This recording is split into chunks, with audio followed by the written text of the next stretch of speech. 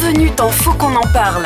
Faut qu'on en parle, c'est votre talk show interactif sur tous les sujets qui vous concernent. 2 heures de direct présentées par Mylène et Luc, c'est Faut qu'on en parle. Et ça commence maintenant. Eh bien, bienvenue à toutes et à tous. Vous voici donc avec nous dans votre émission Faut qu'on en parle, votre talk show accompagné de nos invités pour 2 heures de direct. Le sujet de l'alimentation est devenu primordial ces derniers temps, que ce soit pour son portefeuille et pour sa santé. De plus en plus de Français font attention à ce qu'ils mangent. Nous avons donc décidé de faire un focus sur ce sujet pour vous aider au mieux à choisir votre mode d'alimentation. Nous sommes donc clairement à un tournant autour de notre alimentation aujourd'hui. De plus en plus de personnes sont en situation de surpoids, la malbouffe est partout. Doit-on encore continuer à manger comme nous le faisons actuellement ou devons-nous changer notre régime alimentaire? Nous allons donc répondre à toutes vos questions avec nos invités experts dans le domaine de cette émission.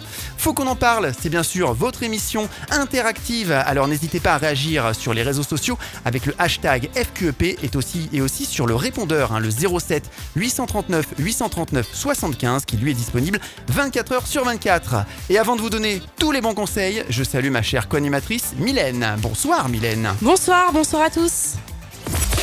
Faut qu'on en parle, le sommaire.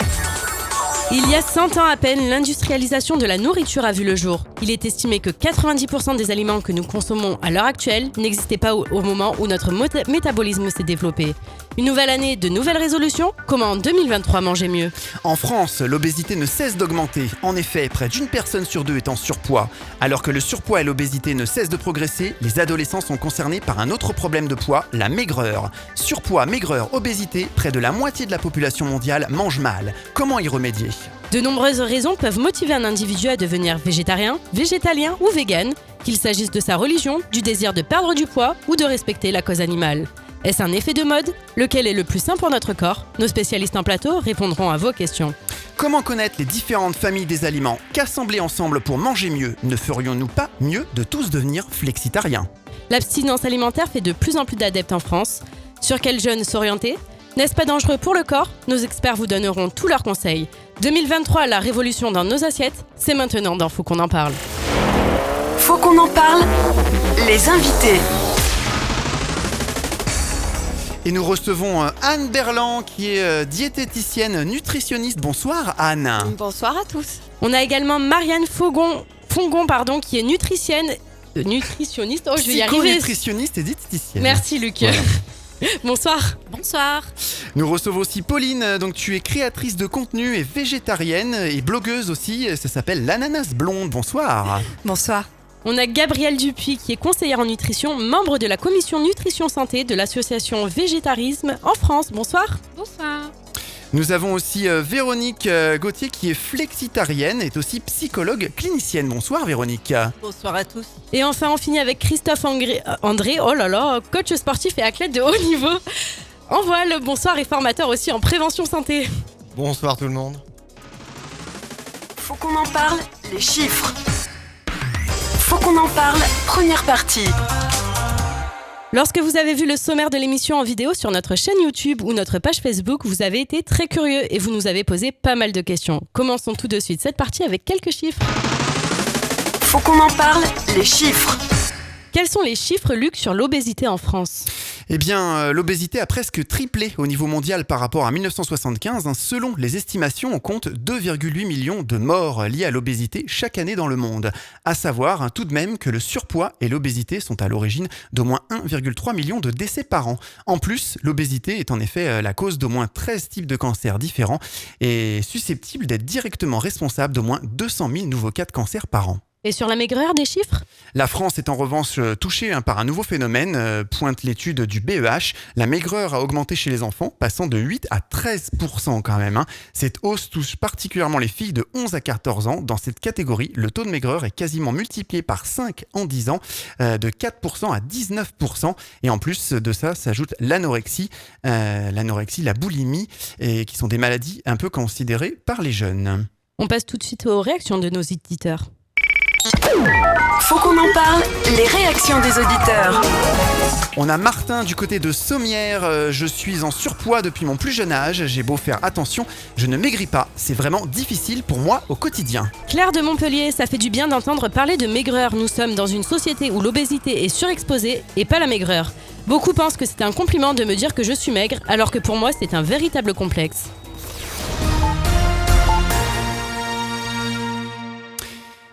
Il fait souvent partie de nos résolutions de toutes les années, c'est le poids. En France, on fait attention à notre image, à notre silhouette et surtout à notre poids. Donc, comment peut-on définir le poids idéal ? Tiens, Anne, par exemple, c'est une bonne question. Par exemple, le poids idéal, écoutez, il se mesure déjà entre la taille et le...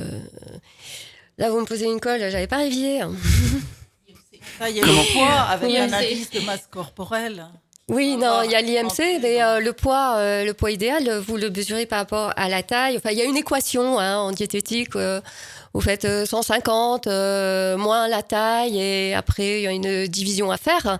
Donc ça, c'est le poids, effectivement, le poids idéal. Mais ce qu'on appelle plutôt en diététique, le poids qu'on fait toute sa vie, c'est le set point. C'est le poids au-dessus peut-être duquel vous allez être, mais que vous aurez une bonne partie de votre vie. Qui peut être complètement différent en Qui fonction peut des être personnes. différente, qui peut varier de 2-3 kilos par rapport au poids idéal si on le calcule. Alors, est-ce qu'une personne, par exemple, je sais pas moi, qui fait 1m70 et une autre qui fait 1m80 font le même poids ? Ça peut être le poids idéal pour chacune de ces personnes ? Il n'y a pas de... 1m80... C'est juste un calcul mathématique. Non, là, on aura quand même une différence de poids qui peut varier beaucoup plus. Mais ça, là, il faut la taille. Avec l'IMC, c'est le poids avec sur la la taille au taille. carré. Voilà, la taille au carré. Oui, parce que Marianne. quand on est Donc là, on a sportif, l'IMC. quand on est sportif, par exemple, le muscle pèse plus que la graisse. Absolument. Donc oui. forcément, pour la même taille, il sera peut-être plus maigre qu'une autre personne. Marianne, Christophe, tu veux toi, préciser ? Peut-être qu'il peut être plus lourd parce que la graisse, ça pèse pas grand-chose. Donc, Oui, justement, pour moi, il n'y a pas de poids idéal. Et encore moins avec cette équation, donc poids sur taille au carré. Le poids de forme, on peut parler de set point ou de poids de forme. Et en fait, c'est le poids naturel que va avoir la personne, par exemple, sur des mois, de manière assez stable. Et à mon sens, personne, donc non pas une équation en tout cas, et ni un médecin, ni nous en tant que diététicienne, ni le patient lui-même ne peut déterminer à l'avance et décider de quel poids il veut. Ah, c'est pas si simple que ça. Non, c'est pas si simple que non, ça. c'est une indication, ça donne une orientation. Quand en consultation, le patient veut perdre du poids, on va décider d'un objectif. Mais après, il va se sentir bien à un poids et il décidera de le garder. On sera un petit peu au-dessus de son objectif ou peut-être même un petit peu en dessous. C'est lui qui verra comment il se sent. Donc quand on dit qu'une femme doit faire 10 kilos de moins que ses centimètres, c'est totalement faux. Non, moi je suis pas pour donner des dictates de ce genre-là. Pas de règles comme ça. Et du coup, point de vue sportif, est-ce qu'il y a un poids idéal ou c'est pareil que pour les autres personnes ? Alors dans le monde du sport, le poids a une grande importance car sur la plupart des disciplines, il y a des catégories de poids. Alors que ce soit les sports de combat ou même en voile, la discipline dans laquelle j'étais en équipe de France, on avait un poids maximum pour un nombre d'équipiers sur le bateau. Donc il fallait sans cesse, pour être performant, être au max de ce poids le jour de la pesée, mais pas plus. Et pas moins. Alors moins, on pouvait être plus léger, mais être plus léger, on avait un rendement mécanique de notre bateau qui était moins performant. Donc l'objectif, c'est d'arriver le jour de la pesée, d'arriver avec un poids max de façon à être le plus performant d'un point de vue purement mécanique, quoi. Mais le poids dans le monde du sport est très important parce qu'il va à la fois être une règle de classification en fonction des disciplines, mais il va être aussi un gain ou une perte sur des supports mécaniques. Par exemple, un pilote de Formule 1, il n'a pas intérêt à avoir un gabarit de Teddy Riner, quoi. Ça va être compliqué. Il perdra un peu de temps, ouais, sûr. Voilà, donc il y a un paramètre aussi qui est lié à la performance directement. Et ensuite, la prise de poids, de toute façon, elle sera, même si on n'est pas concerné par ça d'un point de vue réglementaire, elle va jouer un rôle de toute façon dans l'acquisition de la puissance, puisque le poids sous-entend la prise de masse musculaire. Donc vraisemblablement, quelqu'un qui va chercher à développer de la force, et pas de l'endurance, mais de la force, oui, il risque de toute façon de prendre du poids. Oui. C'est ce qui est recommandé, en plus. Recommandé, non. Ça peut être recommandé, tout du moins, d'être vigilant sur sa prise de poids si dans sa catégorie, par exemple comme au judo, au karaté, à la boxe, on a des catégories de poids. Donc effectivement, il va falloir en tenir compte dans sa préparation physique. Mais après, ça dépendra du support. Soit il y a un gain mécanique, c'est-à-dire que voilà, comme en équitation, on a intérêt plutôt à être léger. Il va y avoir une incidence sur l'activité mécanique du support. Pauline, toi, tu travailles sur les réseaux sociaux. L'image, on le sait aujourd'hui, dans notre société est importante. Est-ce que c'est ça qui a fait en sorte que tu t'es dirigée vers tel ou tel régime alimentaire ? Non, pas du tout. En partie, si, en fait, en y réfléchissant. Moi, ce qui s'est passé, c'était donc à l'époque, en fait, je faisais beaucoup de sport parce que je voulais prendre soin de ma santé. Ça a été vraiment l'argument santé. Donc, je me suis mise à faire du sport parce que je n'avais pas du tout d'activité sportive, à arrêter de fumer. Et du coup, forcément, c'était un cercle vertueux à prendre soin de ce qu'il y avait à faire attention à ce qu'il y avait dans mon assiette. Et la diminution en fait des protéines animales est venue par la suite en fait parce que je lisais beaucoup de choses sur la nutrition sportive et j'étais très intéressée par tout ce qui était contenu autour de la naturopathie. Et en fait, voilà, ce que je lisais, c'était que c'était bien de diminuer son apport en protéines animales et du coup de diversifier par des protéines végétales. Donc en fait, moi, ma porte d'entrée, ça a été ça. Et ensuite, j'ai eu une prise de conscience écologique et je suis devenue végétarienne par rapport à ça. C'était d'abord pour ma santé et ensuite, ça a été pour l'écologie. Et après, j'ai encore plus diminué ma consommation de produits animaux par rapport à la souffrance animale. Le lien avec les réseaux sociaux, c'est qu'en fait, j'ai partagé tout ça. Voilà. Mais c'est pas les réseaux sociaux qui m'ont ça passe. C'est pas l'inverse. Voilà, c'est pas l'inverse. C'est que j'ai partagé ça et c'est ainsi que quelque part j'en suis venue à maintenant ce que je fais actuellement, c'est-à-dire partager beaucoup de contenu, beaucoup de recettes de cuisine faciles et accessibles pour rendre justement la cuisine végétarienne et végétalienne facile, gourmande. Et et accessible, équilibré, j'essaye, et voilà, accessible au plus grand nombre et au budget et à tous les budgets. Voilà. Mais merci Pauline. Alors Gabriel, tu voulais rebondir, c'est ça ? Oui, avec plaisir. Donc merci de m'avoir invité à l'émission et merci aussi pour le choix de ce sujet. Je pense que se nourrir aujourd'hui, comme de tout temps, est quand même notre deuxième besoin essentiel. Vous savez, dans la pyramide des besoins physiologiques, on respire et puis après on mange. Donc voilà. Et le témoignage de Pauline est très intéressant à ce sujet. Effectivement, on a besoin d'accompagnement et c'est d'ailleurs la mission de l'Association végétarienne de France qui est représentée grâce aux groupes locaux dans de nombreuses localités. Donc, si vous allez sur le site végétarisme.fr, à l'onglet à gauche, groupes locaux, vous allez trouver peut-être autour de chez vous des bénévoles, des personnes qui, comme Pauline, essaient justement de varier leur alimentation et d'accéder à une alimentation plus végétale. Et c'est la mission principale de l'Association végétarienne de France. Et effectivement, nous avons beaucoup de bienfaits à plusieurs niveaux. Comme tu viens de le dire, l'aspect éthique animale, le moindre impact au niveau de l'environnement. Oui, c'est un vrai sujet, ça mérite une émission à part entière. Tout à fait. Et la santé humaine, voilà. Anne, toi qui es professionnelle de la santé, comment tu gères cette relation avec le poids ? Par rapport à mes patients ? À toi personnellement ? Moi perso, alors le poids, je regarde très très rarement la balance. Moi, je le gère avec d'abord une activité sportive que j'essaye de pratiquer vraiment au quotidien. Et c'est ça, en fait, qui me maintient en forme. Donc, récemment, Bien manger, faire du sport, c'est la règle. Ah ben, bien manger, oui, ça, c'est... on va dire c'est la base. Mais l'autre base, c'est l'activité sportive. Ça équilibre le poids, naturellement. Et puis, ça équilibre le mental. Clairement. Ah oui. Effectivement. Donc moi, le poids, non, aujourd'hui, je sais ce que je fais, mais on parlait de side point tout à l'heure, ben, je fais ce poids-là depuis quelques années. Véronique, Sans toi, dire par mon exemple. âge. J'ai toujours fait le même poids. C'est bien ça au moins. On grossit pas, on maigrit pas.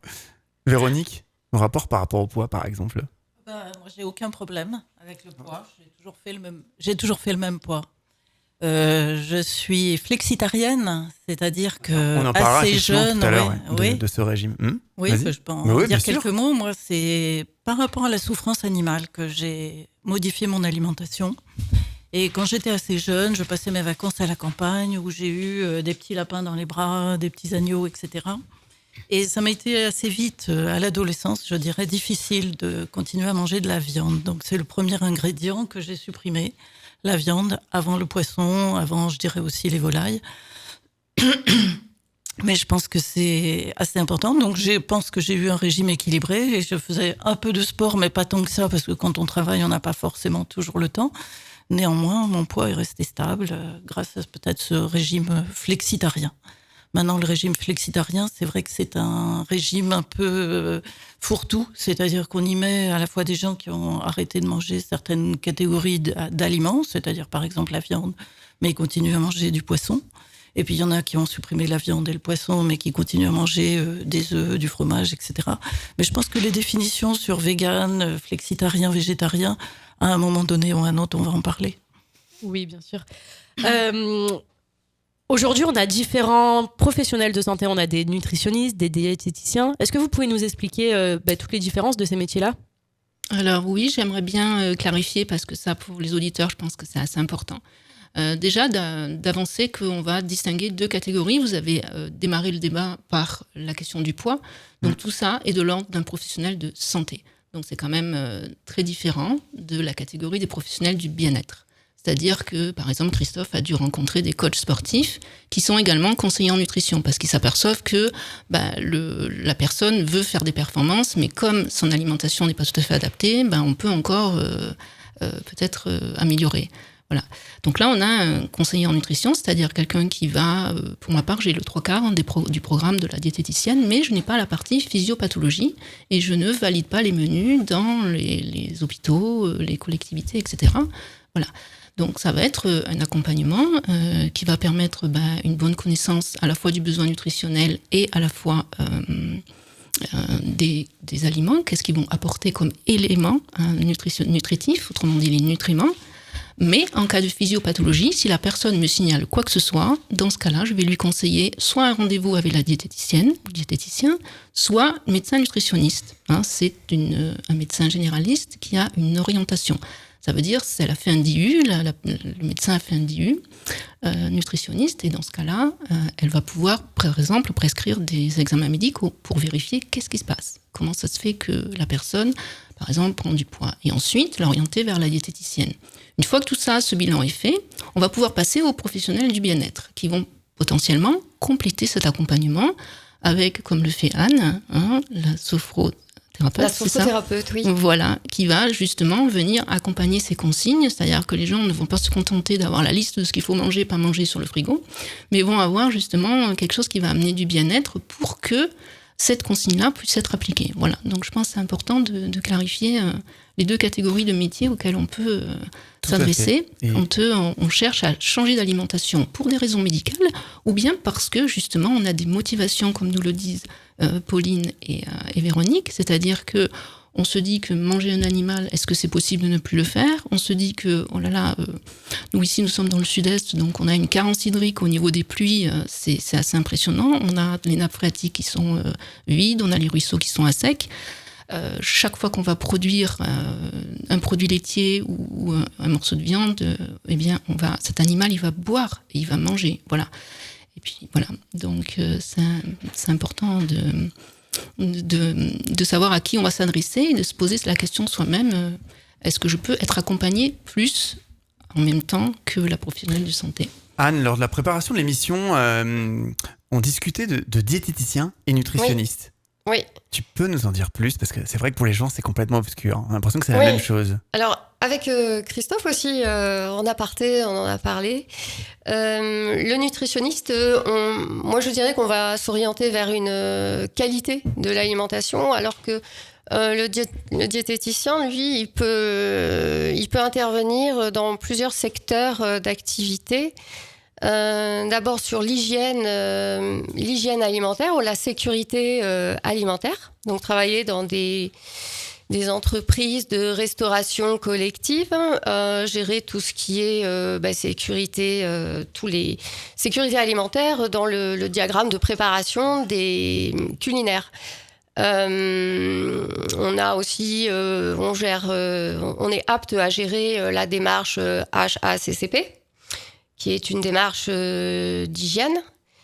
Et également, le diététicien intervient dans les hôpitaux pour adapter une alimentation. Alors, on ne dit plus régime. C'est vrai que... C'est péjoratif, régime un peu. Oui, c'est devenu un peu restrictif, en fait. Voilà.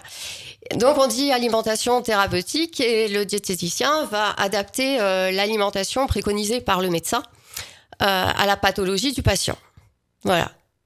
Ce que ne fera pas un coach nutritionniste qui peut avoir les compétences, comme on disait, peut avoir tout à fait ce genre de compétences, mais il n'aura pas la qualification, puisque le diététicien, quand même, il passe... Oui, il y a des diplômes à passer quand même. Oui, des études, il y a un BTS diététicien qui déjà en 2 ans, mais c'est 2 années très, très intensives. Merci beaucoup Anne, on se retrouve dans quelques secondes sur vos radios.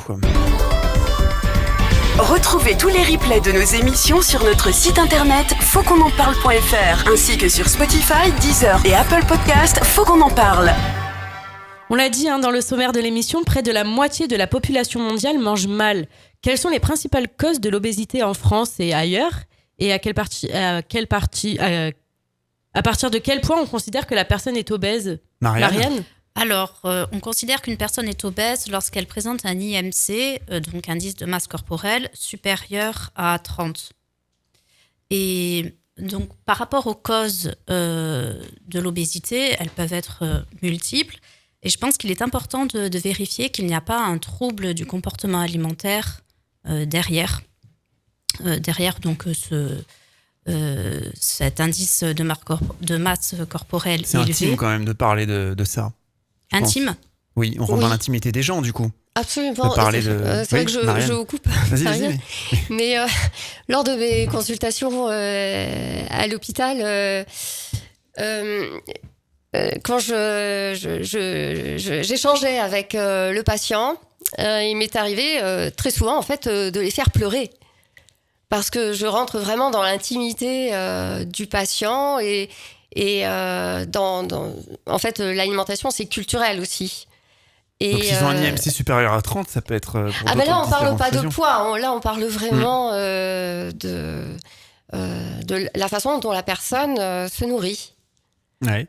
Alors, quand on parle d'obésité, on parle vraiment d'un poids véritablement excessif. Oui. Et ce poids excessif... Il y a un mauvais régime alimentaire, on va laisser la parole à... Oui, ce poids excessif, il se manifeste sur une personnalité qui peut être troublée.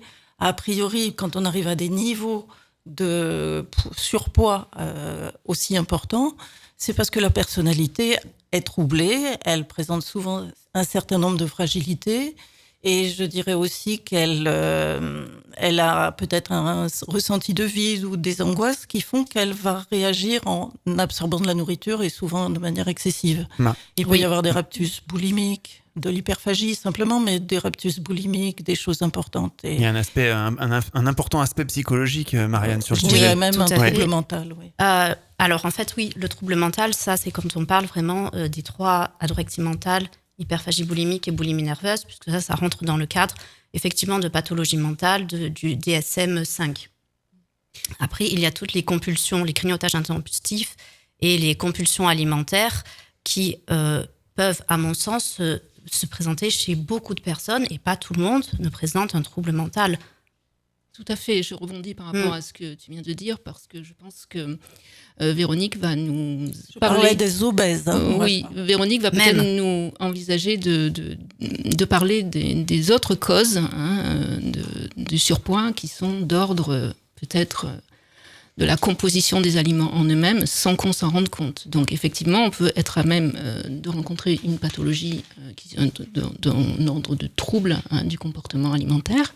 Et ce que je voudrais apporter ici, c'est la différence entre, dans une famille par exemple, ça peut arriver, l'adolescent qui là va avoir un choix alimentaire parce qu'il réalise un certain nombre de prises de conscience et réellement le trouble alimentaire.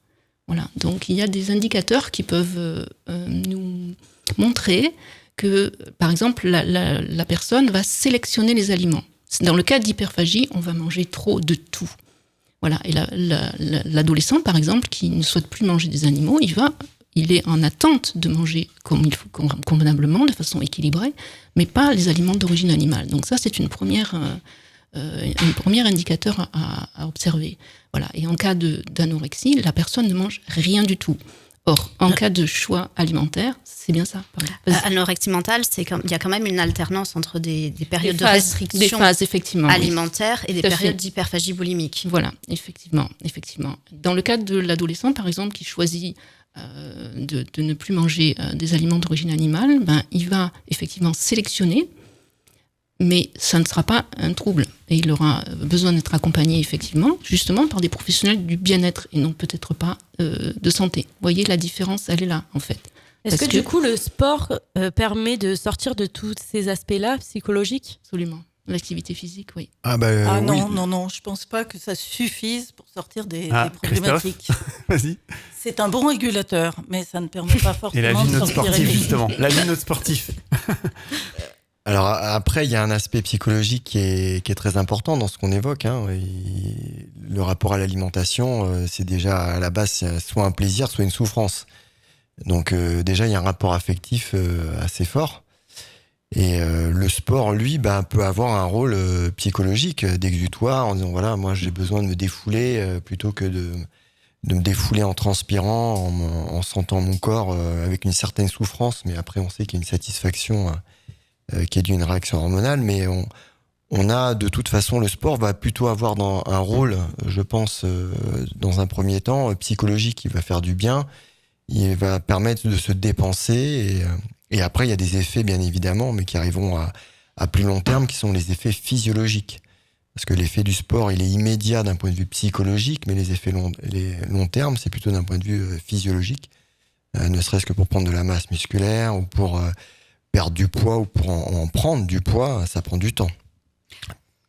Alors, je voudrais intervenir. Le sport, est-ce qu'il fait vraiment mincir pour toi, Christophe ? Alors, on me pose souvent cette question. Il y a une chose, je vais être un peu brutal, mais ce qui fait prendre du poids, c'est l'alimentation, déjà. Ça, c'est sûr et certain. Le sport, lui, va aider à consommer de l'énergie. Et l'énergie, on l'absorbe par l'alimentation. Donc, il y a des spécialistes autour de la table, mais à partir du moment où j'ingère une quantité d'aliments, cette quantité d'aliments, hormis peut-être les protéines, vous me confirmerez, mais soit les consommer, soit l'évacuer, soit elle va être stockée. Le sport, lui, va être un accélérateur de consommation, va permettre de consommer beaucoup plus d'énergie, donc de calories. Donc, faut alimenter, à un moment donné, faut manger. Exactement, ça ouvre l'appétit, le sport. On peut prendre de la masse musculaire aussi, donc ça va faire prendre du poids au niveau de la balance, mais esthétiquement parlant, ça sera une prise de poids par la masse musculaire. Donc oui, des fois, il y a des gens, par exemple, qui vont commencer une période où ils se disent tiens, je veux perdre du poids. Si cette personne commence déjà sur une activité physique un peu typée sur la prise de masse musculaire, elle va s'apercevoir qu'elle va pas perdre de poids sur la balance. Par contre, elle va en perdre d'un point de vue esthétique devant son miroir. Et très souvent, les gens ont du mal à comprendre qu'il va falloir prendre un tout petit peu de masse musculaire pour perdre du poids. Pourquoi ? Parce que c'est le muscle qui consomme de l'énergie. Absolument, qui consomme je suis des tout à fait calories. d'accord et c'est tout à fait ce que je préconise. Et Je voulais rebondir tout à l'heure sur l'obésité, qui est quand même aussi une maladie. Donc, ce n'est pas qu'un trouble psychologique, c'est aussi une maladie qu'on qualifie de multifactorielle. Donc, effectivement, il y a les troubles du comportement. L'obésité engendre tout un tas de pathologies, et ça, il faut que les gens en prennent conscience. Donc, je ne vais pas les énumérer toutes ici, mais globalement, il y a les problèmes ostéo-articulaires. Ça, là, ils sont très importants. Ils ont un retentissement sur la qualité de vie. Donc clairement, ça peut être grave d'être en surpoids. Oui, oui, ça peut être grave. Après, c'est le foie qui prend tout.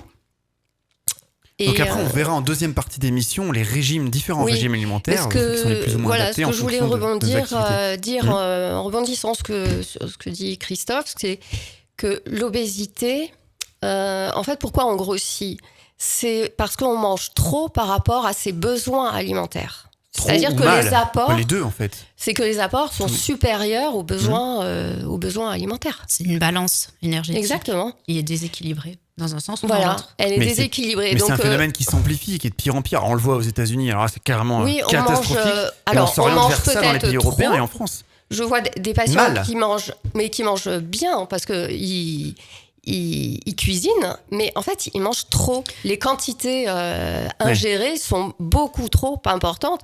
Si on a un métabolisme... On peut manger varié, mais trop grosse quantité. Mais voilà, on peut avoir un métabolisme qui fonctionne à 2600 calories. Si vous en mangez 3000 ou 3200... On va stocker. Vous allez stocker.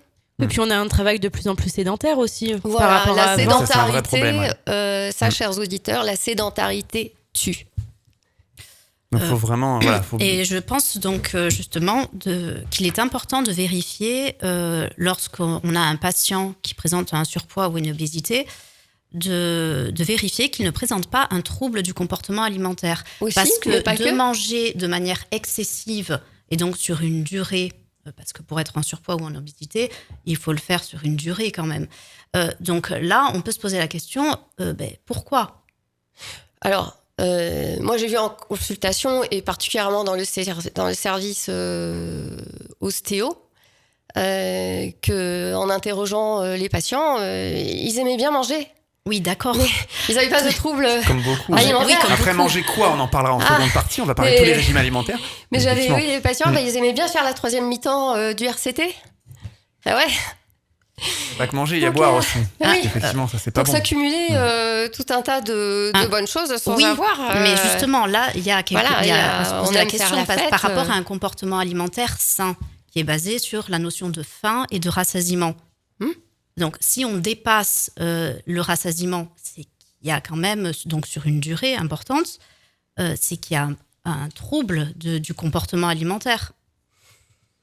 Oui, et il faut dire aussi autre chose par rapport aux risques que l'on a quand on est en surpoids et surtout en obésité. Outre les problèmes ostéo-articulaires, on voit une augmentation mais vertigineuse des diabètes de type 2, qui sont dits des diabètes gras, qu'on développe justement quand on mange trop et pas de qualité, c'est-à-dire un peu la malbouffe d'une manière générale. Et on l'a dit au sommaire, on mange de moins en moins bien. De moins en moins bien. Gras et sucré. Oui, et outre les diabètes, il y a aussi toutes les maladies cardiovasculaires, etc. Parce que là aussi, le fait de manger trop riche, ça a un effet sur tout l'organisme. Conséquences. Oui, mais donc aujourd'hui, ça fait partie des risques. Concrètement, aujourd'hui, la sédentarité, la malbouffe, rien de pire. C'est le cocktail terrible, ça. Alors d'abord, oui, la sédentarité. Pas de sport, sédentarité, malbouffe, les trop écrans, gras, trop sucré. Pour les jeunes, les adolescents. Les écrans, ils contribuent. c'est un fléau. Oui. C'est un fléau. Manger devant la télé, oui. Ou devant son smartphone, maintenant les smartphones, les smartphones jusqu'à 23h. Faut dire aux parents que ça, ce n'est pas possible. Déjà, alors, ça trouble le sommeil. Alors, hormis le trouble du sommeil, quel est l'impact sur au niveau sur comportemental, alimentaire, en fait, il y a les sens, donc la vue et l'ouïe, et en plus le toucher, qui peuvent être... qui sont hyper sollicités, et donc on ne fait pas attention au contenu de l'assiette et justement à la notion de rassasiement qui intervient. Oui, tout à quand fait. on n'est pas devant un écran. On pourrait rajouter Absolument. aussi que de prendre le temps de manger et de mastiquer va permettre une meilleure assimilation des nutriments, va permettre une meilleure convivialité, va permettre une meilleure digestibilité. Ah ben, c'est ce qu'on entend de plus en Prendre plus. son temps. Prendre son temps. Manger en pleine conscience. Oui, tout à fait. Et moi, je vais intervenir. Dans ma profession, en fait, il y a un certificat que l'on peut passer, qui n'est pas obligatoire, et que moi j'ai passé, qui est le certificat de l'influence responsable, qui est délivré par la RPP, qui est l'Agence de régulation de la publicité professionnelle. Et il y a un module, justement, où on nous fait prendre conscience qu'il ne faut pas afficher un repas devant un écran. Si on est amené, je sais pas, à faire, à mettre en avant un produit de consommation, je sais pas, du pain de mie par exemple, et qu'on veut illustrer faut par pas le valoriser devant une la photo télé, quoi. de Assis sur un petit canapé. déjeuner, il faut pas qu'un écran apparaisse, que ça soit un smartphone, une tablette ou la télévision. D'accord, En fait, même si on n'est pas assis, qu'on est en mouvement, il faut pas qu'il y ait d'écran. Ouais. Voilà, en fait, il faut pas D'accord. qu'à l'image il y ait qu'il y ait un écran représenté alors que on est en train de consommer. C'est hyper D'accord. intéressant. Ouais. Ça, Ah oui, c'est ça très va bien intéressant. dans le sens. Ouais. Par exemple, pour quelqu'un qui met en avant, je sais pas, pour quelqu'un qui fait du contenu, on va dire familial, et qui met en avant sa famille avec son enfant sous contrat, je précise, en train de manger ce petit déjeuner. Et d'ailleurs aussi, il y a un autre module qui nous demande, si on met en avant de la nourriture, de faire un repas équilibré. On peut pas, par exemple, je sais pas, faire de la pub pour du kiwi et dire en mangeant juste un kiwi, c'est mon petit déjeuner. Non, il faut mettre un petit déjeuner équilibré. C'est réglementé finalement. Oui. Et voilà, pareil pour les écrans, on peut pas. Ou je sais pas si par exemple quelqu'un est contacté par mettons Deliveroo, en fait, s'il respecte les préconisations de la RPP, il n'est pas censé dire par exemple soirée télé, on commande à manger, même si tout le monde le fait clairement. Mais au niveau de la représentation et de l'influence responsable, c'est des choses qui sont préconisées en fait de Pas les promouvoir. de ne pas les promouvoir tout simplement. Tu as parlé de cette certification-là qui n'est pas obligatoire. Comment on reconnaît les créateurs de contenu qui l'ont ? Là, comme nous, on peut. Je pense pas qu'il y ait d'annuaire. Je crois pas. Moi, en fait, c'est marqué sur. Dans leur moi, c'est dialogue, marqué sur dans leur discours finalement. Moi, S'ils c'est marqué font sur ce mon genre de kit promo, média. En fait, c'est un peu comme un kit média. En fait, c'est un peu comme un CV en fait que les marques nous demandent, avec à la fois notre expérience, mais aussi nos tarifs. Et moi, c'est marqué en fait que j'ai ce certificat. Parce que c'est un réel gage de l'RPP. confiance. Oui, et à mon sens, je pense que tout le monde devrait le passer, parce que alors il y a des choses vraiment que quand je l'ai passé, parce qu'en plus pour le coup ça coûte 49 € et ça se passe en 48. Enfin, on peut le passer en 2 jours assez facilement. Ça se fait sur internet.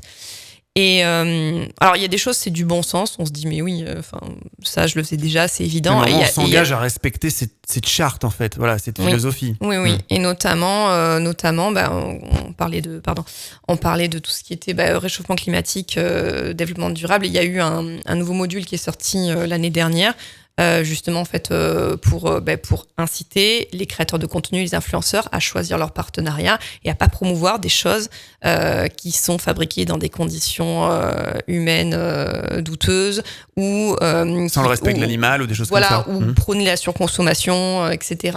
Voilà. On a une question de Rémi qui dit comment ne pas grossir quand on fait un travail de bureau. On va peut-être demander à Christophe. Il veut dire faire du sport. Non, mais quand bien. on fait un travail de bureau, je pense qu'il faut se poser la question de son environnement. C'est-à-dire que c'est Rémi, c'est ça ? Oui. Rémi, la première chose déjà à définir, c'est y a-t-il du temps dans votre semaine pour faire de l'activité physique ?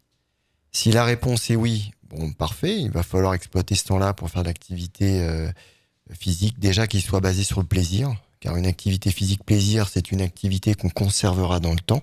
Ça va être une connotation positive. Si maintenant il n'y a pas d'espace dans sa semaine pour faire de l'activité physique, eh bien il n'y a pas de miracle. Hein. Il va falloir diminuer la taille de l'assiette. Hein.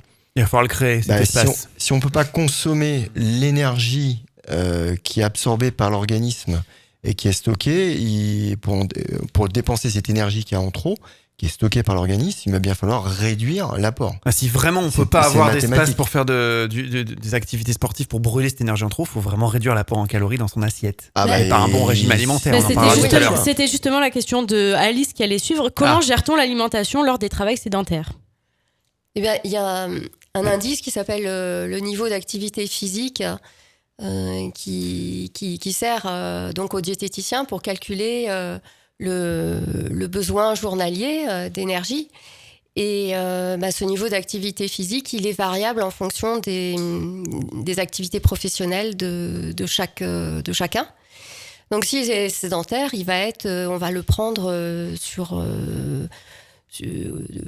bas, enfin à 1,5. Encore, moi je trouve que 1,5 c'est déjà parce que la sédentarité s'est amplifiée avec les crises Covid et tout le télétravail. Une personne alitée, pour calculer son besoin journalier, on a ce coefficient à 1,2. Là, c'est la personne, elle est alitée. Après, si c'est un niveau d'activité physique normal, c'est 1,6. Mais quand on est sédentaire, c'est sûr qu'on va un petit peu le diminuer pour que le besoin il soit diminué, compte tenu qu'il n'a pas besoin de manger autant que s'il il avait un métier très actif. Je veux dire, s'il travaille sur les chantiers, il n'a pas besoin de la même énergie que quelqu'un qui travaille dans un bureau. Clairement. Ouais, c'est sûr. Alors là, je pourrais... Et c'est ce que je disais tout à l'heure, on consomme en fonction de ses besoins. Peut-être se questionner sur le mode de transport quand cela est possible, bien sûr le mode de déplacement, mais peut-être penser au vélo ou la marche à pied quand c'est possible, bien sûr, parce que c'est sûr que si on doit déposer ses enfants avant ou quoi que ce soit, c'est compliqué. Mais des fois, voilà, si c'est possible, ça peut être ça aussi finalement. Marianne, tu veux préciser quelque chose? Je voulais rappeler que le sport Oui. ne fait pas mincir puisqu'il ouvre l'appétit. Il fait de la prise de masse, les muscles, et ça ouvre l'appétit. Ça ouvre l'appétit. Donc, les calories que l'on va dépenser en faisant du sport, on va les récupérer parce que l'appétit est augmenté. Et donc, si on écoute sa faim, donc l'appétit, on va consommer les calories que l'on a dépensées antérieurement par le sport. Donc, le sport ne fait pas mincir. Par contre, c'est reconnu que c'est un excellent régulateur du sommeil, de l'humeur, du moral, de l'appétit et un régulateur pondéral sur la durée. Mais à proprement parler et directement, le sport ne fait pas mincir et je pense qu'il est important de le préciser.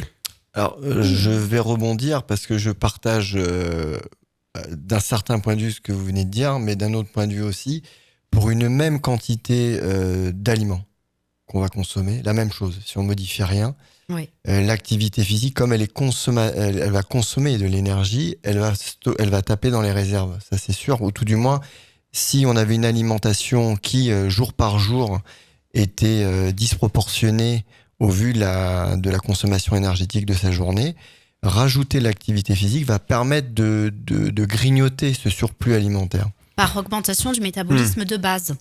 À partir du moment où la personne conserve la même quantité d'absorption de calories, Oui. l'activité physique va être consommatrice d'énergie, donc va forcément consommer de l'énergie. Pas directement. J'insiste parce que c'est important dans la tête des personnes, de tout le monde. Enfin, il y a beaucoup de règles par rapport à ça. Oui, je vais faire du sport pour mincir. Non. Ce qui fait mincir, c'est de modifier le contenu de l'assiette ou son comportement alimentaire. Mais le sport, oui, sur la durée, est un très bon régulateur de l'appétit, mais faire mincir directement, non. On peut faire augmenter le métabolisme de base, oui, par une augmentation de l'activité physique, et ça se fait sur la durée, sur le long terme. Mais on ne peut pas dire que directement le sport fait mincir. Après, sur un jour J, sur 2 assiettes identiques, la personne va forcément maigrir si elle dépense plus d'énergie. Non, elle va dépenser plus d'énergie et elle va avoir plus faim après. Oui, mais si elle mange la même chose que... Non, mais c'est pas possible de manger la même chose. Enfin, si on écoute son corps, l'appétit est augmenté. Donc, on peut pas manger la même chose. Oui. Après, l'appétit est augmenté après. Donc, en écoutant son corps, et je pense que c'est aussi le propos quand on pratique l'activité physique, c'est d'écouter son corps. Du coup, on mange à plus parce qu'on mange à sa faim. On a fait un grand tour sur la maigreur. Alors justement, on va passer sur l'obésité. Sur l'obésité, l'obésité justement. Effectivement, tu as raison. Encore un mot, et après on va passer justement sur l'opposé, la maigreur, avant de passer ensuite sur les régimes alimentaires en seconde partie d'émission. On n'est pas tous pareils et on n'a pas tous tout à fait le même métabolisme de base. On n'a pas tous la même génétique. Et du coup, il y aura des gens qui resteront minces, même en travaillant dans un bureau, et d'autres qui vont avoir tendance à grossir parce que job trop sédentaire. Et paradoxalement, on a aussi l'inverse, des gens qui vont faire beaucoup d'activités en restant minces, et d'autres qui, malgré l'activité, n'arrivent pas à mincir alors qu'ils le souhaiteraient. Je voudrais revenir sur le témoignage de l'auditrice, en fait, de la question par rapport à ce qu'a dit Anne. Donc, lorsqu'on est sédentaire et qu'on n'a pas de temps d'activité pour justement pratiquer du sport, eh bien, on peut garder la même quantité, le volume de nourriture dans l'assiette, mais en changeant. Et on va en parler dans la deuxième partie. Seconde partie d'émission, c'est-à-dire tout à fait. en apportant beaucoup plus de fibres alimentaires qui ne vont pas être énergétiques, et donc qui ne vont pas amener de calories, qui vont amener des bons éléments pour le microbiote intestinal, et donc végétaliser un peu plus son assiette. Voilà. Voilà pour ce tour sur l'obésité, grand tour. On se retrouve dans quelques secondes et on va basculer légèrement sur la maigreur. Réagissez 7 jours sur 7, 24 heures sur 24 à toutes nos émissions sur notre répondeur non surtaxé, le 07 839 839 75 et sur les réseaux sociaux avec le hashtag FQEP. Et oui, c'était une réaction de Claire qui dit que pour elle, c'est un véritable complexe d'être maigre et non pas une qualité. Comment on fait pour prendre du poids, en l'occurrence, quand on est trop maigre ? Anne ? Ça paraît simple comme ça, on se dit il va falloir manger de tout et n'importe quoi, des hamburgers dans des fast-food sans les citer, c'est ça, non, la règle ou pas du tout? Alors la maigreur, c'est vrai que c'est un vrai problème, l'anorexie en particulier. Non, il ne suffit pas de bourrer quelqu'un d'aliments, surtout un anorexique. Mauvais, gras, pas bon pour la santé. Non, mais on peut tuer quelqu'un, un anorexique. On peut le tuer. Si on lui donne la même quantité d'aliments que ce que nous, personnes normales, mangeons. Un anorexique, si on veut déjà qu'il reprenne une alimentation normale, il faut augmenter petit à petit ses consommations. Anne, est-ce que tu veux parler de l'anorexie mentale ? L'anorexie, oui, déjà l'anorexie, je pense que c'est déjà une maladie mentale. Ça, c'est un vrai trouble du comportement. L'anorexie mentale, oui. Oui, oui. Il y a de plus en plus d'ados qui le sont, on l'a dit, souvent des jeunes filles de 11 à 14 ans. Oui, donc quand elles se privent comme ça d'aliments, surtout ne les mettez pas devant une assiette avec entrée, plat, dessert. Ça va les rebuter plus qu'autre chose. Alors non seulement ça va les rebuter, mais vous pouvez les rendre malades.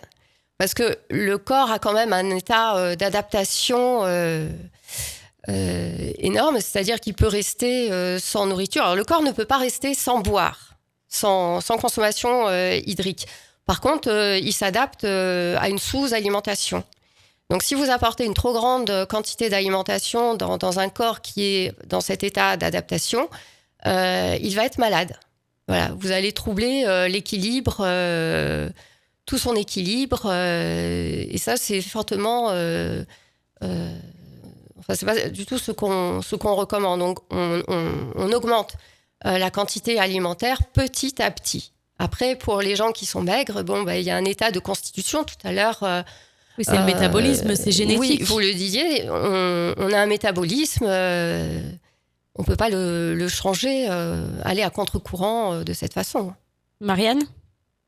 Oui, tout à fait, on a un métabolisme, chacun a un métabolisme, et se forcer à s'alimenter davantage pour prendre du poids, je ne pense pas que ce soit une idée pertinente.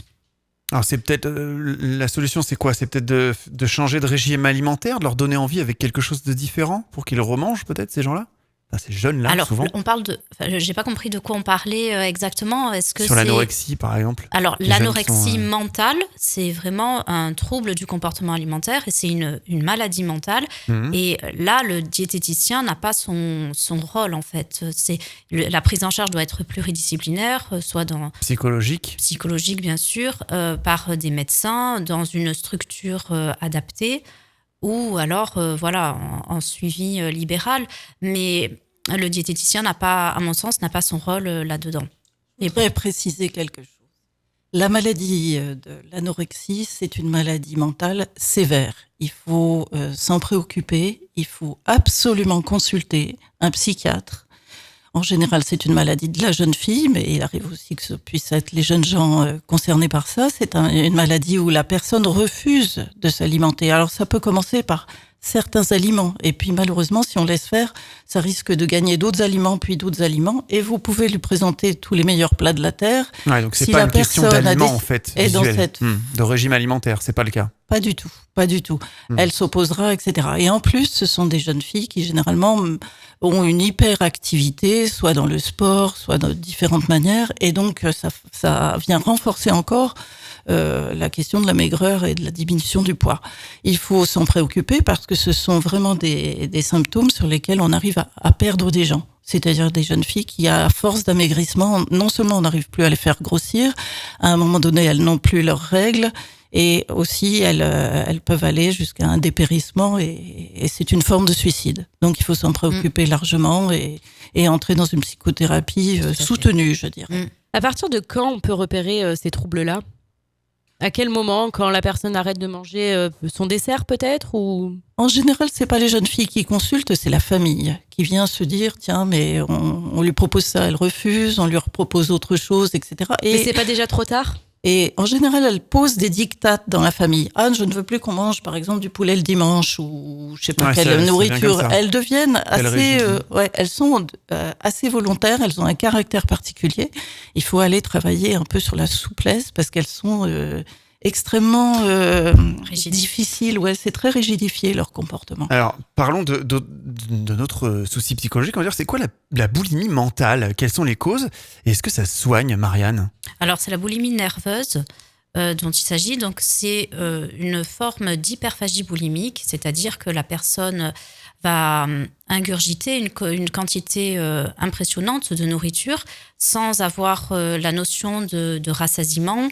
Et donc, elle va alors je vais mettre entre guillemets, parce que c'est un petit peu ça, la notion de plaisir n'y est même pas, se gaver jusqu'à l'écœurement et ensuite va adopter des stratégies de compensation, donc soit par le vomissement, soit par une activité physique intensive, ou bien encore des laxatifs, la prise de laxatifs, pour maintenir un poids à peu près stable.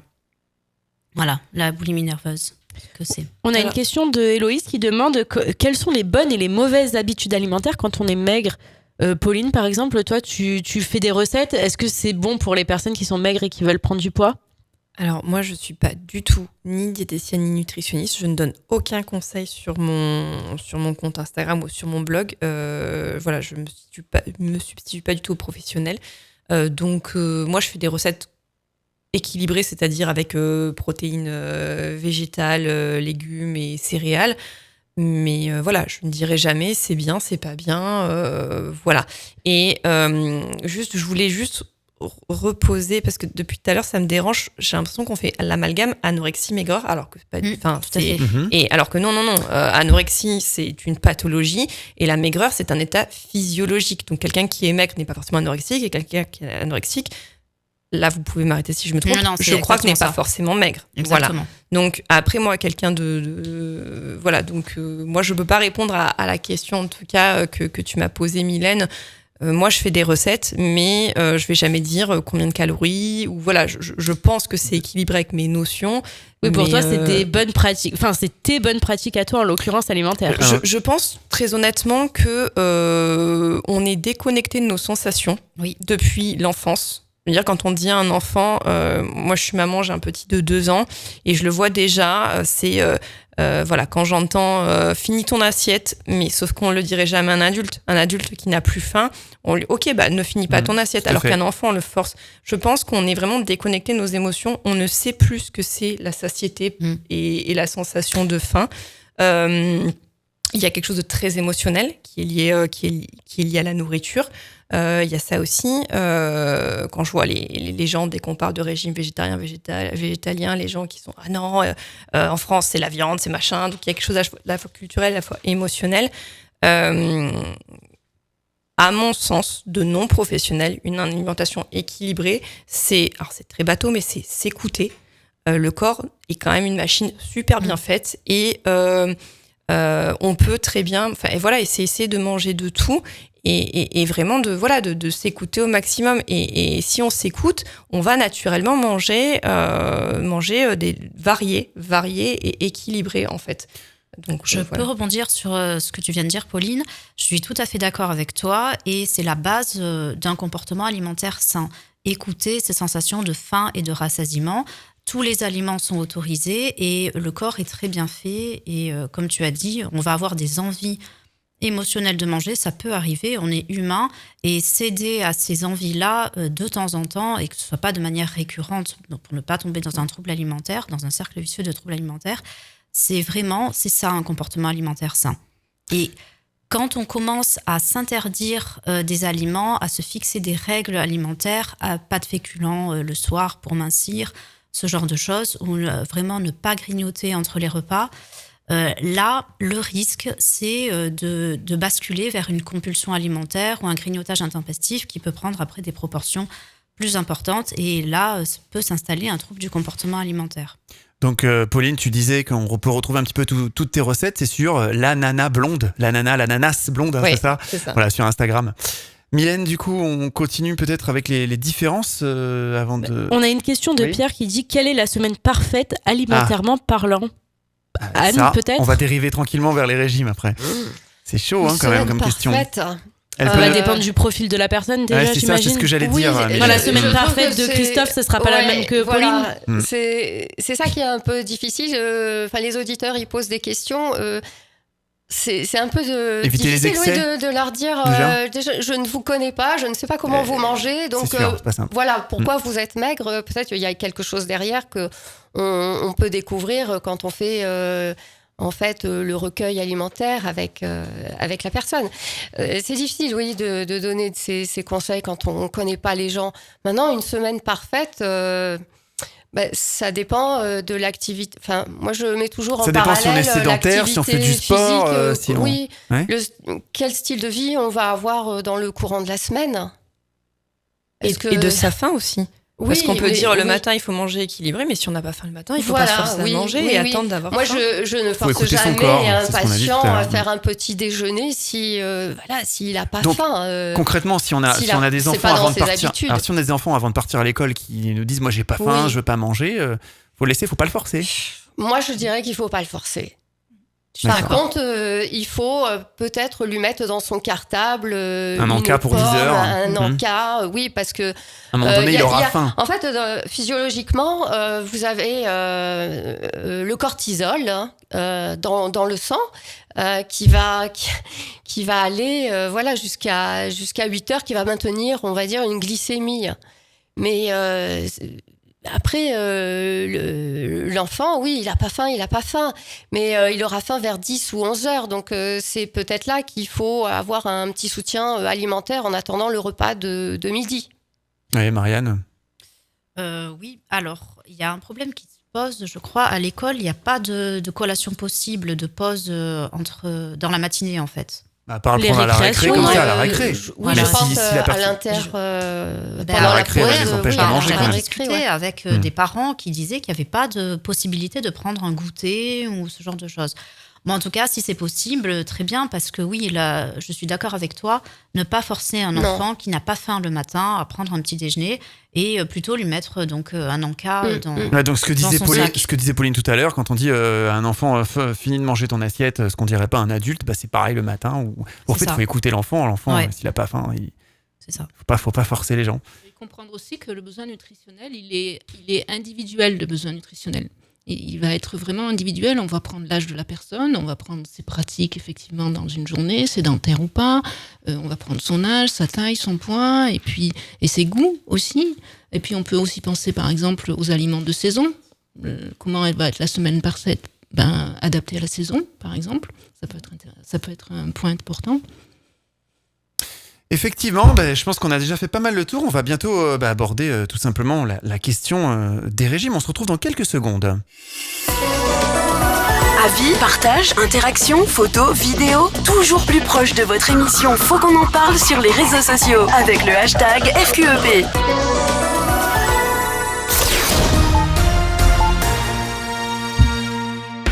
Faut qu'on en parle, seconde partie. Végétarien, végétalien, vegan ou autre, quelle différence flexitarien aussi ne ferions-nous pas justement nous tous de changer de régime alimentaire? On a parlé de la malbouffe, on a parlé de beaucoup de l'obésité en première partie. On va aborder toutes vos questions dans notre seconde partie. Faut qu'on en parle, les chiffres.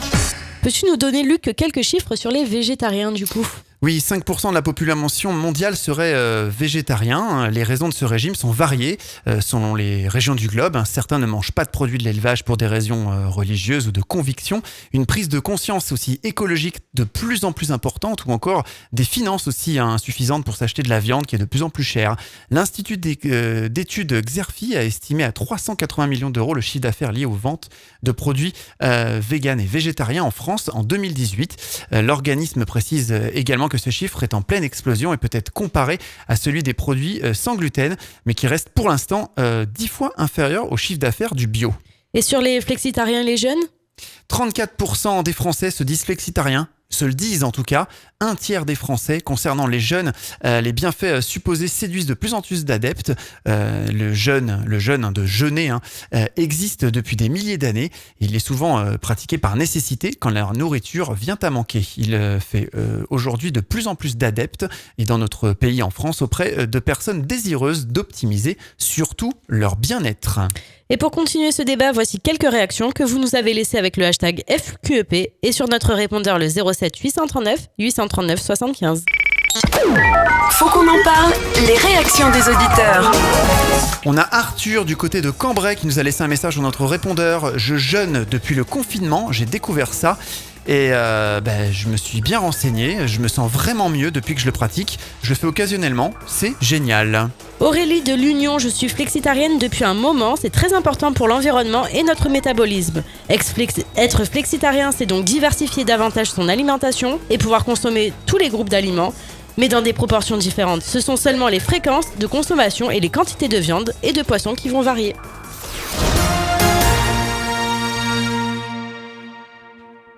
Effectivement, là on va dériver en deuxième partie d'émission sur les régimes et on va parler par exemple du régime d'un sportif. Pour cette émission, nous avons vraiment plein de profils différents autour de cette table. Donc on a par exemple Christophe André. Christophe, toi tu es un ancien sportif de haut niveau, tu as fait le choix de jamais prendre de prot, on va dire, ou de complément ou autre. Alors ton alimentation a joué un rôle important dans ta carrière, on suppose ? Alors oui, c'est évident parce que moi j'ai commencé ma carrière avant de rentrer en équipe de France, je pesais 68 kilos parce que je faisais du duathlon, je courais, je nageais.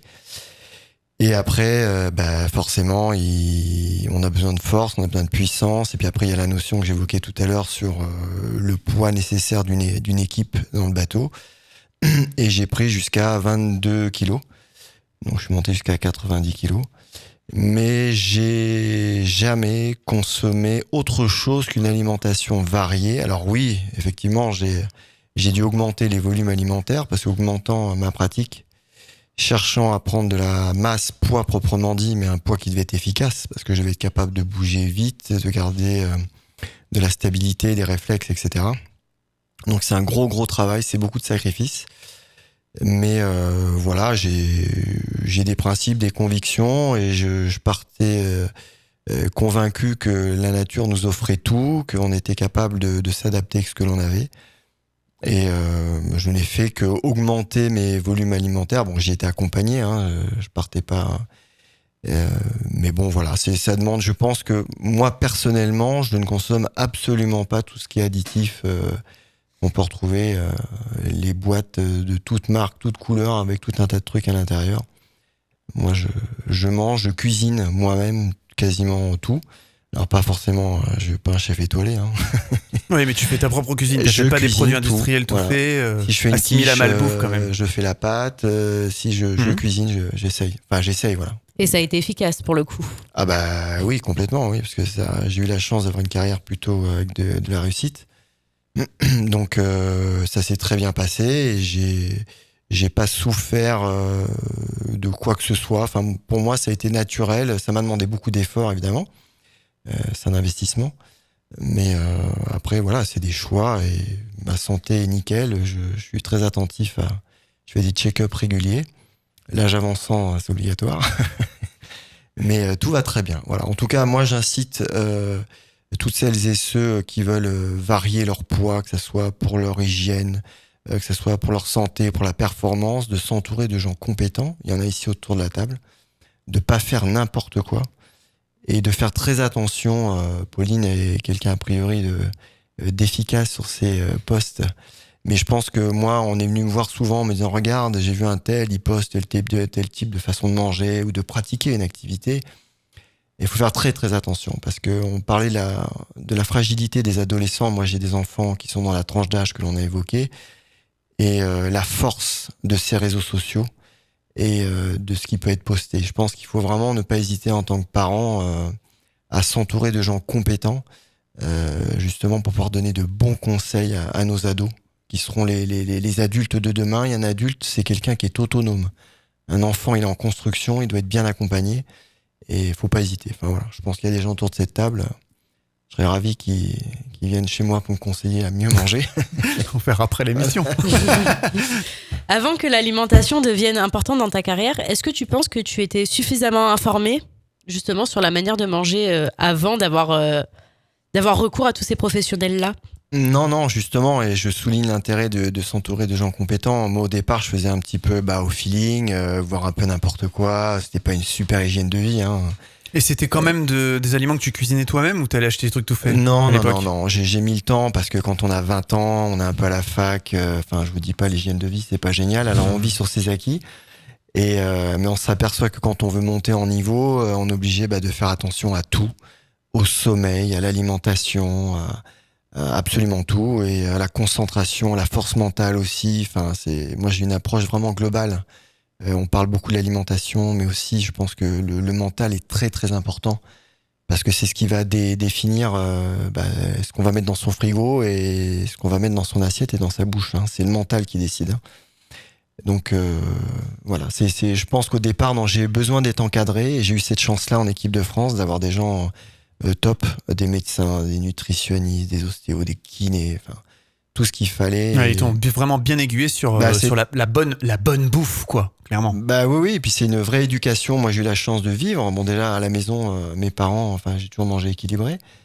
Mais là, j'ai perçu l'efficacité d'une alimentation de qualité sur la performance. Et ça, oui, moi, ça, je l'ai mesuré, c'est vraiment flagrant. Ouais. Pour avoir la carrière que tu as eue, on l'a dit, tu as été obligé de manger beaucoup de protéines et notamment de viande blanche, en grande quantité, on imagine. Pas forcément que de la viande, mais en l'occurrence de la viande. Est-ce que c'est possible d'avoir ta carrière quand on est végétarien, vegan, quand on ne mange pas de viande ? Ah oui, je pense que après, ce qu'il faut juste, c'est être suivi. Moi, j'attire encore l'attention sur ces variables, je dirais, de la tradition alimentaire d'un omnivore. À partir du moment, je pense, où on va par choix ou par besoin pathologique se diriger vers une alimentation un peu plus typée, je pense qu'il faut vraiment être encadré. Il faut vraiment être encadré parce que on peut avoir des carences. Je pense que quand on mange de tout, moi je suis une personne qui mange absolument de tout. Par contre, je réduis vraiment depuis quelques années la quantité de viande. J'essaye, surtout la viande rouge. Je prends conscience de tout un tas de choses. Après, je suis pas de plus en plus de monde, hein, effectivement. Après, je suis pas le meilleur élève autour de la table, ça mea culpa. Mais j'essaie de faire attention. Voilà, j'essaie de faire attention et on peut, même en étant, je pense, je connais pas très bien moi tout ce qui est les personnes qui sont autour de cette table sont plus calées que moi, mais je pense que tout est possible, mais il faut être suivi. À partir du moment où on va pousser l'organisme, surtout à haut niveau, il faut vraiment être suivi, faire des bilans réguliers pour vérifier que tout se passe bien, quoi. Voilà. Et ça, c'est ton initiative à toi ou c'est le Club France, on va dire, qui a fait que tu as été suivi à ce point-là ? Non, c'est au départ, il y a quand on veut progresser, quand on est avant de rentrer en équipe de France, évidemment on fait attention, on se cultive, on essaye, mais après on est pris en main par des professionnels de santé qui là, vous avez un programme qui est très strict et avec des quantités, des poids même. Oui, puis une qualité de l'alimentation. On avait des budgets sur l'alimentation très optimisés sur la qualité et qui orienté performance en fait. La qualité était très très importante. Ouais. Ce qui permettait d'augmenter vraiment tes performances. Est-ce que oui, on avait Pauline tu veux rebondir ? Oui, je veux juste dire que Novak Djokovic est vegan. Et il y a des sportifs qui sont véganes. Oui. Ah oui, mais de toute façon, Christophe vient de le dire, on peut très bien être c'est pas du tout la vegan même ou... discipline, mais oui, c'est tout à fait possible. Mais je suis sûre qu'il a, enfin voilà, c'est très possible qu'il soit accompagné aussi. Mais comme Christophe l'a dit, on peut très bien diversifier son alimentation et être vegan et être sportif internationalement connu. Est-ce que du coup, avec ce régime que tu as eu ultra strict, tu as eu des sensations d'être privé de quelque chose dans ta carrière, du point de vue de ton alimentation ou pas? Oui. T'as eu des frustrations devant une tablette de chocolat, J'aime bien, voilà, du sucre. J'aime bien l'été un bon barbecue avec une côte de bœuf, une bouteille de rouge, on va pas se mentir. Bon, c'est sûr qu'il faut éviter ça la veille d'une compétition parce que c'est bourré de toxines, c'est pas bon du tout. Mais voilà, après c'est du bon sens, je pense que Faut faire des choix. Tu as fait le choix de faire du sport de haut niveau. Ouais, mais donc tu t'es j'ai conformé jamais été dans une souffrance. J'ai une prise de conscience de l'efficacité, et moi étant tourné vers l'efficacité, je me suis dit ah ouais, là waouh, là effectivement c'est intéressant. C'est vraiment intéressant, et puis maintenant ça fait partie de ma vie, je fais attention et je pense pas faire d'excès. On a Hamza qui nous dit « Jeûner quand on fait du sport, on m'a dit que c'était incompatible, que j'étais obligée de prendre des collations. » Le jeûne, après je suis pas le plus qualifié autour de cette table pour l'évoquer, mais le jeûne c'est se priver d'apport calorique. Et l'activité physique va consommer des calories. Donc là, c'est ce qu'on disait tout à l'heure. Oui, je crois qu'à un moment donné, c'est du bon sens. C'est-à-dire que si on veut pratiquer une activité physique qui va nécessiter des calories, vous les avez sous deux sortes. C'est soit ça se balade dans le sang, donc vous allez les consommer assez rapidement, au bout de 20, 30, 40 minutes, après vous n'avez plus rien, après vous allez se taper dans vos réserves. Et ça, c'est fatigant. Donc on rentre dans un autre processus, d'accord ? Mais quelqu'un qui se prive, qui est déjà en carence énergétique parce que cette personne-là fait un jeûne, rajouter derrière une activité physique, c'est pas terrible, voire dangereux. 1, pour sa santé, et 2, suivant la pratique qui est faite. Parce que si vous faites une pratique type sport mécanique ou sport en lançant des projectiles, par exemple, je pense au javelot, je pense au golf, je pense au tennis, à ce que vous voulez, vous faites du VTT. Si vous tombez en hypo, vous faites un malaise, ça peut être dangereux.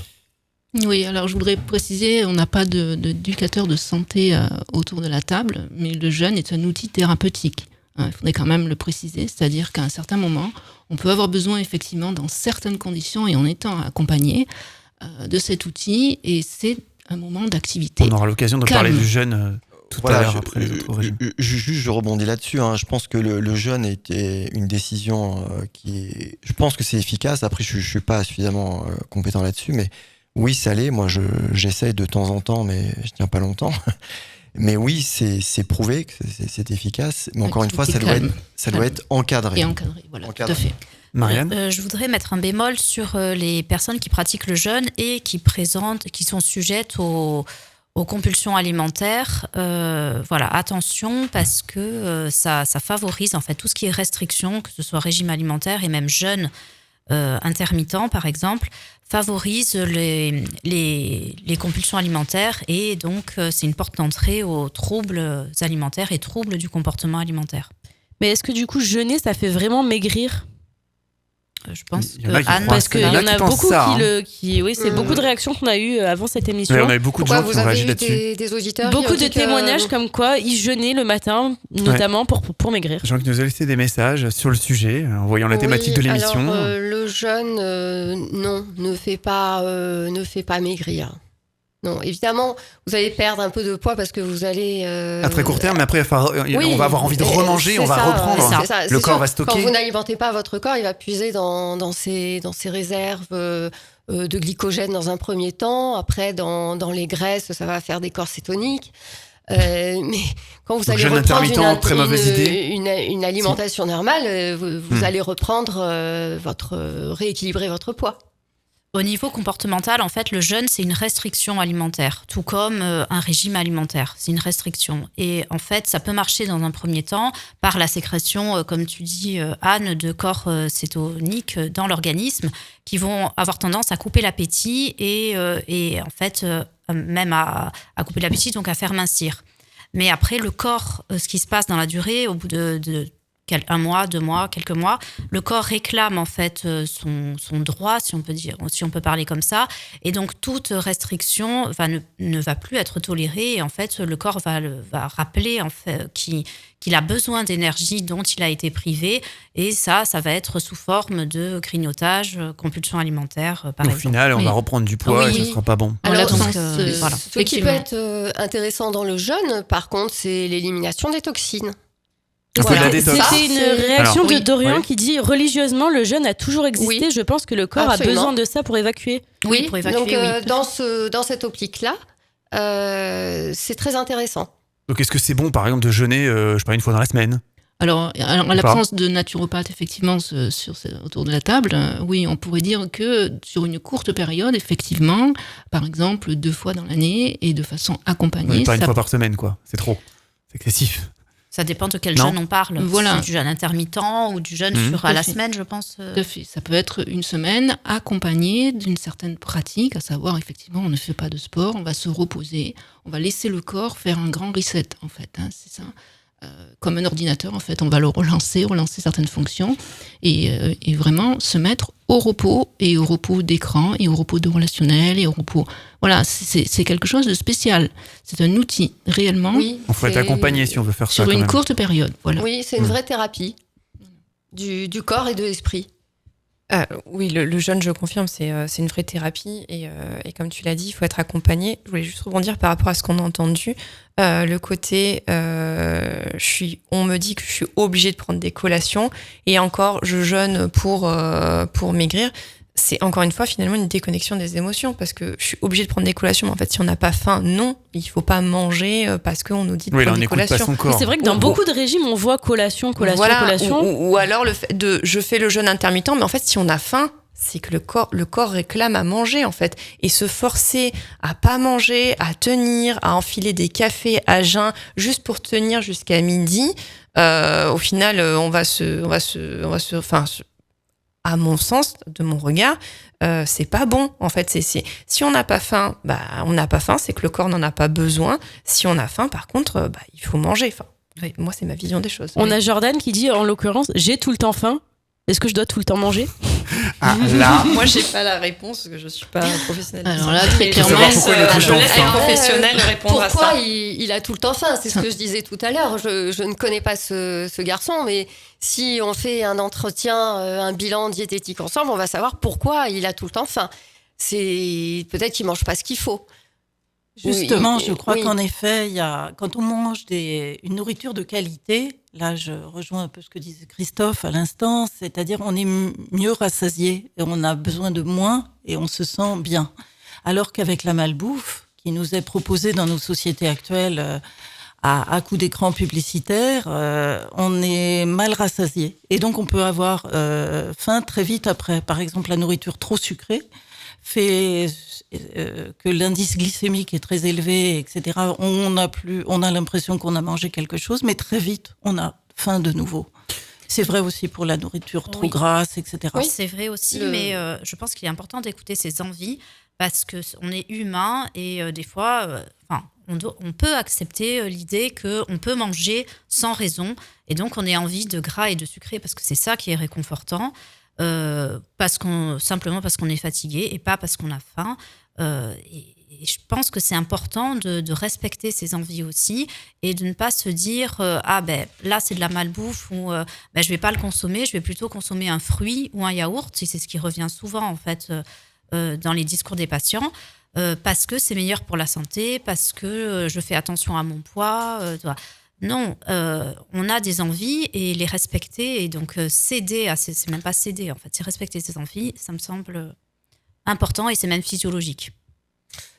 Pour répondre un peu à ce que tu dis, Marianne, c'est vrai que moi, je ne défends pas aux patients de ne pas manger de chips. Et pourtant, bon, on sait que c'est gras. C'est pas. Faut pas en abuser. Faut se faire plaisir, mais pas trop. Ouais. Si vous avez du mal à vous réfréner sur les chips, prenez les petits paquets individuels. Mais ne finissez pas le paquet où il y a tous les paquets individuels. Voilà, Des fois, c'est plus autorisez. Oui, un seul, mais pas tous. Voilà, autorisez-vous au petit paquet de 30 grammes, mais pas tous les jours. Mais là, c'est là que, en fait, ça, c'est une restriction, c'est une règle. Mais si la personne en a vraiment envie, elle ne peut pas se réfréner. Ouais, la volonté n'intervient pas là-dedans. Après, ça dépend de son degré de motivation aussi. Non, ça n'intervient pas vraiment. Ce n'est pas le système de la volonté, c'est le système de la récompense. Et c'est là que vraiment on peut travailler sur le comportement alimentaire. Là, oui, on rentre dans une problématique qui est peut-être plus psychologique, donc qui n'est pas la mienne. Vous êtes toujours dans votre émission Faut qu'on en parle, on est en direct sur toutes vos radios, faut qu'on en parle.fr. On va donner un petit peu la parole maintenant à Véronique, puisqu'on va changer de régime alimentaire, on va partir plutôt sur un régime flexitarien. Alors, oui, on avait une réaction de Oriane qui disait d'abord manger de qualité, en l'occurrence c'est ce que parlait tout à l'heure Christophe.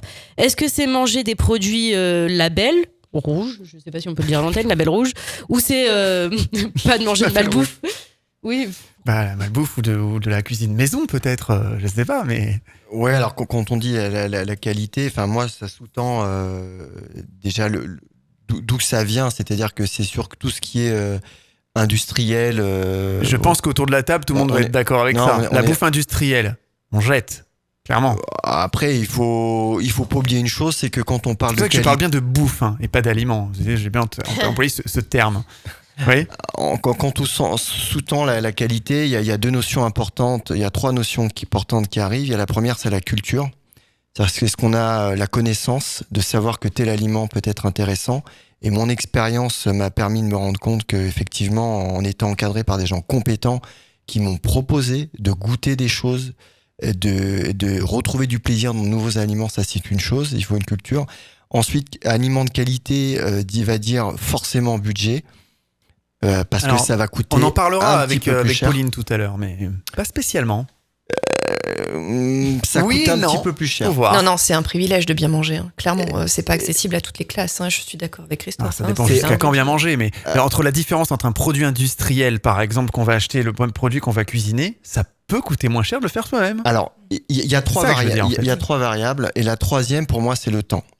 Moi, ça, on est d'accord. Moi, personnellement, pour bien manger. Je sais que c'est chronophage. C'est-à-dire que quand je vais décider de faire une quiche, parce que je suis le champion du monde de la quiche. C'est sûr, on va pas sortir une quiche industrielle du congélateur et la mettre au four. Ça prend du temps. Sa quiche, ça prend du temps. Donc, il faut avoir la connaissance de qu'est-ce qu'on peut manger.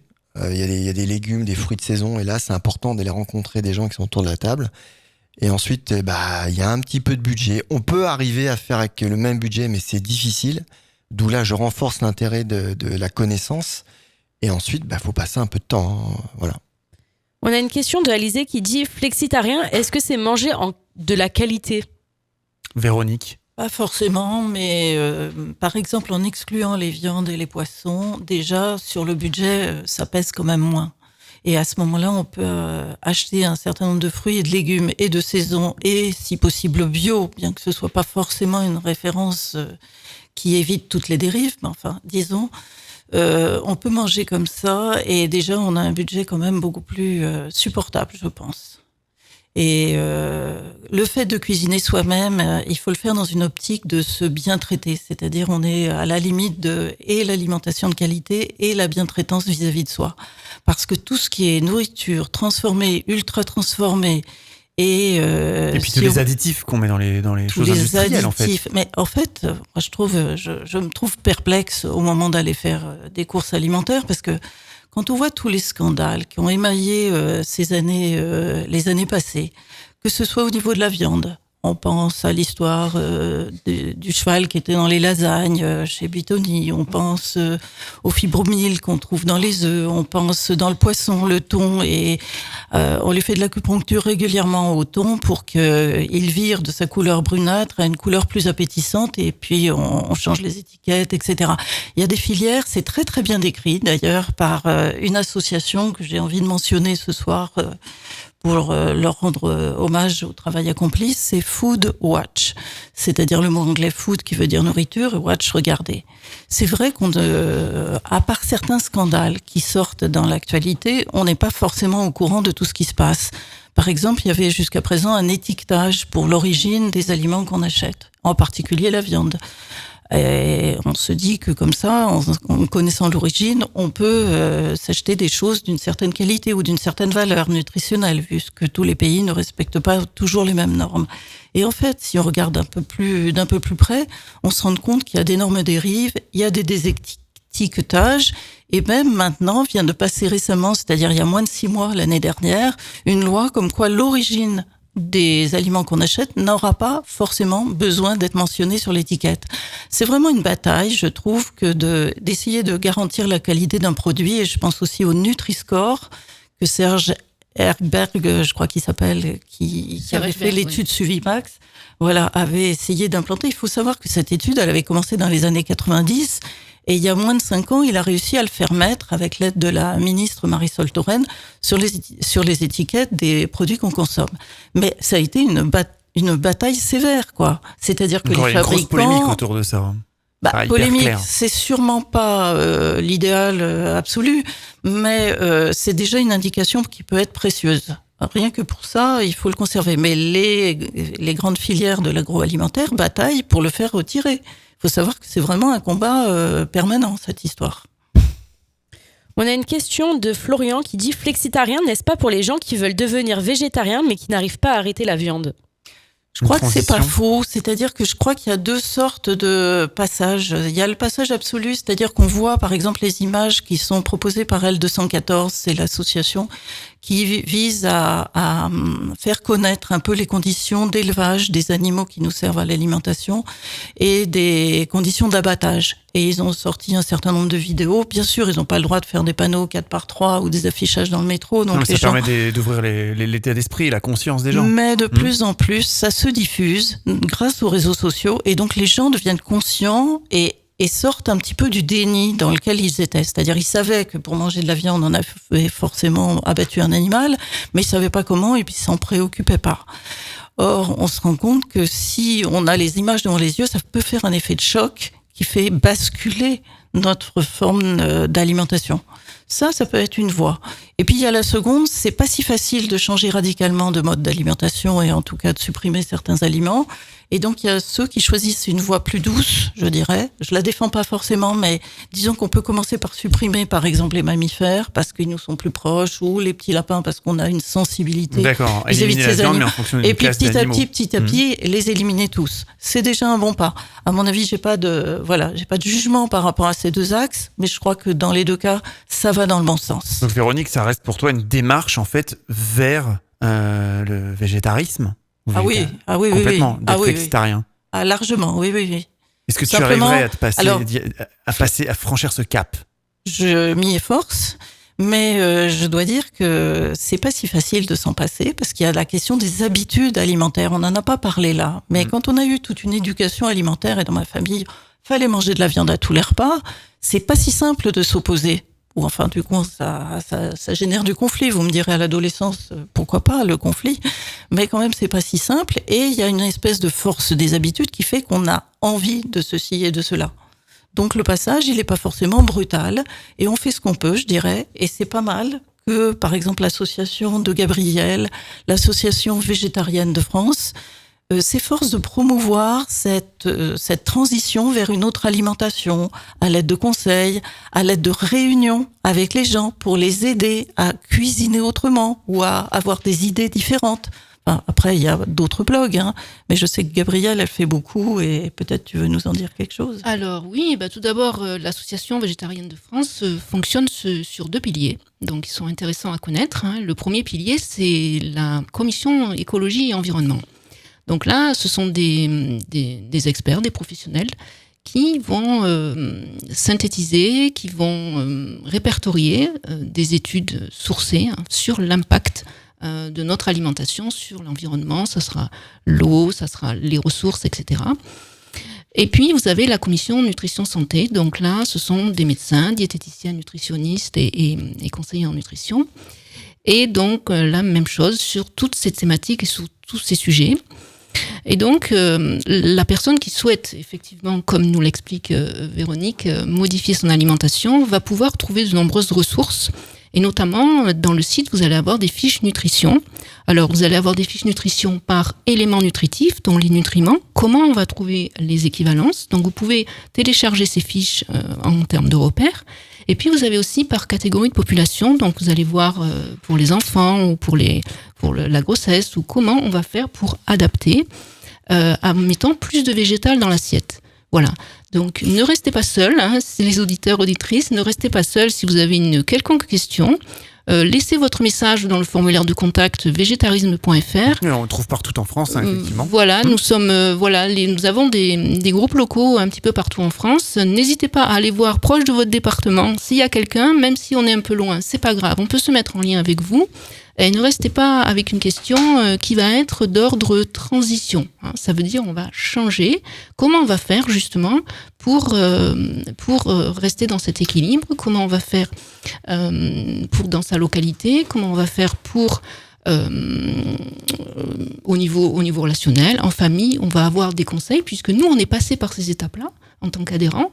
On est bénévole, donc ce qu'il faut savoir, c'est qu'une association n'a pas de conflit d'intérêt. Donc nous, on va vous parler de ce qu'on mange, comment on équilibre. Et puis l'Association végétarienne de France a 5 champs d'action, notamment le fait d'être un organisme certificateur pour le V-Label. Ça veut dire qu'il va y avoir sur l'emballage d'un produit le V-Label qui va indiquer qu'il n'y a pas de produit d'origine animale dedans. Et puis le gros pôle actuellement, c'est le pôle VG Cantine. Donc on parlait des enfants tout à l'heure. Et nous avons de plus en plus de parents qui souhaitent qu'au niveau de la restauration scolaire, il y ait une option un peu plus qu'un jour par semaine qui soit végétale. Donc le pôle VG Cantine a reçu un budget de l'ADEME et de Greenpeace. Donc pour appuyer un peu plus l'obligation des cantines aujourd'hui, c'est-à-dire un repas qui soit végétal dans la semaine, la loi Egalim, mais d'accompagner. Donc c'est par exemple si on prend une école, si votre enfant est à l'école, donc il va y avoir les mairies, l'agent territorial à la mairie, et puis qui va décider le menu, et puis il va y avoir les chefs cuisiniers. Donc souvent ces personnes, il faut comprendre que c'est difficile dans tous les métiers actuellement de changer de pratique. Des personnes qui ont l'habitude de faire la cuisine dans les cantines, c'est difficile de leur dire maintenant on va faire autrement. Ça se comprend. Donc que fait l'AVF? Eh bien, le pôle VG Cantine va proposer un accompagnement. Donc il y a des jolies affiches dans les réfectoires. Il y a des webinaires où on va expliquer comment adapter la restauration collective à ces menus. Et ces menus vont bien entendu être équilibrés et ils vont avoir du goût. Voilà, on va pas se contenter de leur mettre une feuille de salade ou une boîte de pois chiches qu'on va ouvrir et qu'on va mettre dans l'assiette. C'est pas ça du tout. Voilà, il y a une recherche de saveur. C'est comme si la semaine du goût, en fait, elle était toute l'année. Voilà. Donc il y a des avantages à cette végétalisation. Donc si je prends par exemple le cas de la restauration collective, eh bien vous avez l'école par exemple est laïque. En France, je parle de l'école publique.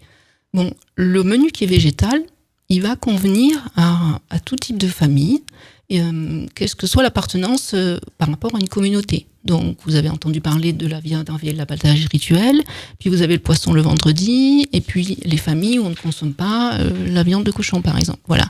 Donc ça, avec le repas végétal, on restaure la laïcité de l'école publique, et puis on va amener un peu la paix dans l'assiette, à savoir qu'on est tous des êtres humains avec un besoin physiologique, on va avoir les bons nutriments dans l'assiette, mais l'enfant, il ne va pas avoir ce souci, ça va être réservé à la famille de dire est-ce que je peux manger ça ou est-ce que je peux pas manger ça. Donc il y a un repas unique, ça peut être extrêmement intéressant.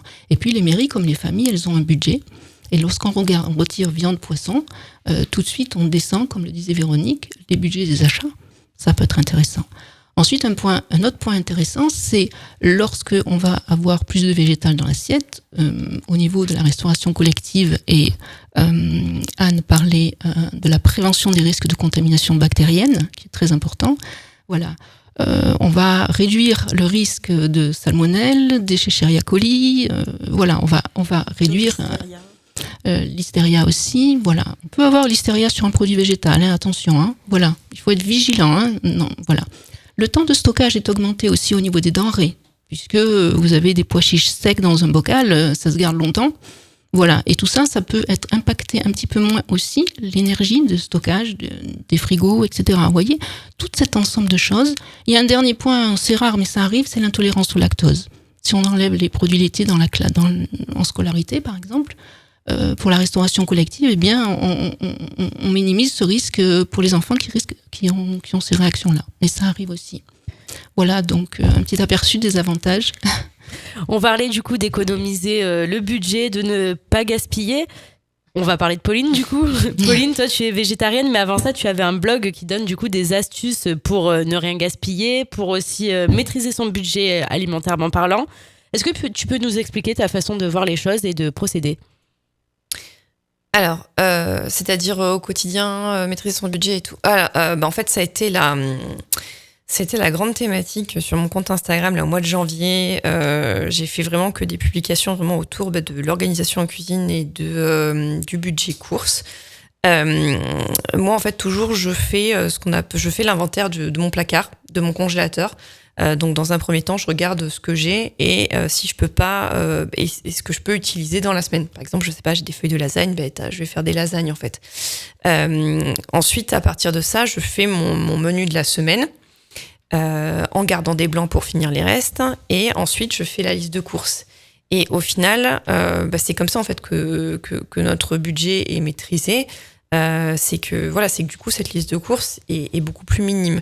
Et aussi le fait de consommer des protéines d'origine végétale, forcément ça permet d'avoir on a la chance de pas avoir senti l'inflation par rapport à ça, notamment. Parce que c'est beaucoup moins cher en fait de consommer des légumineuses et un petit peu de tofu.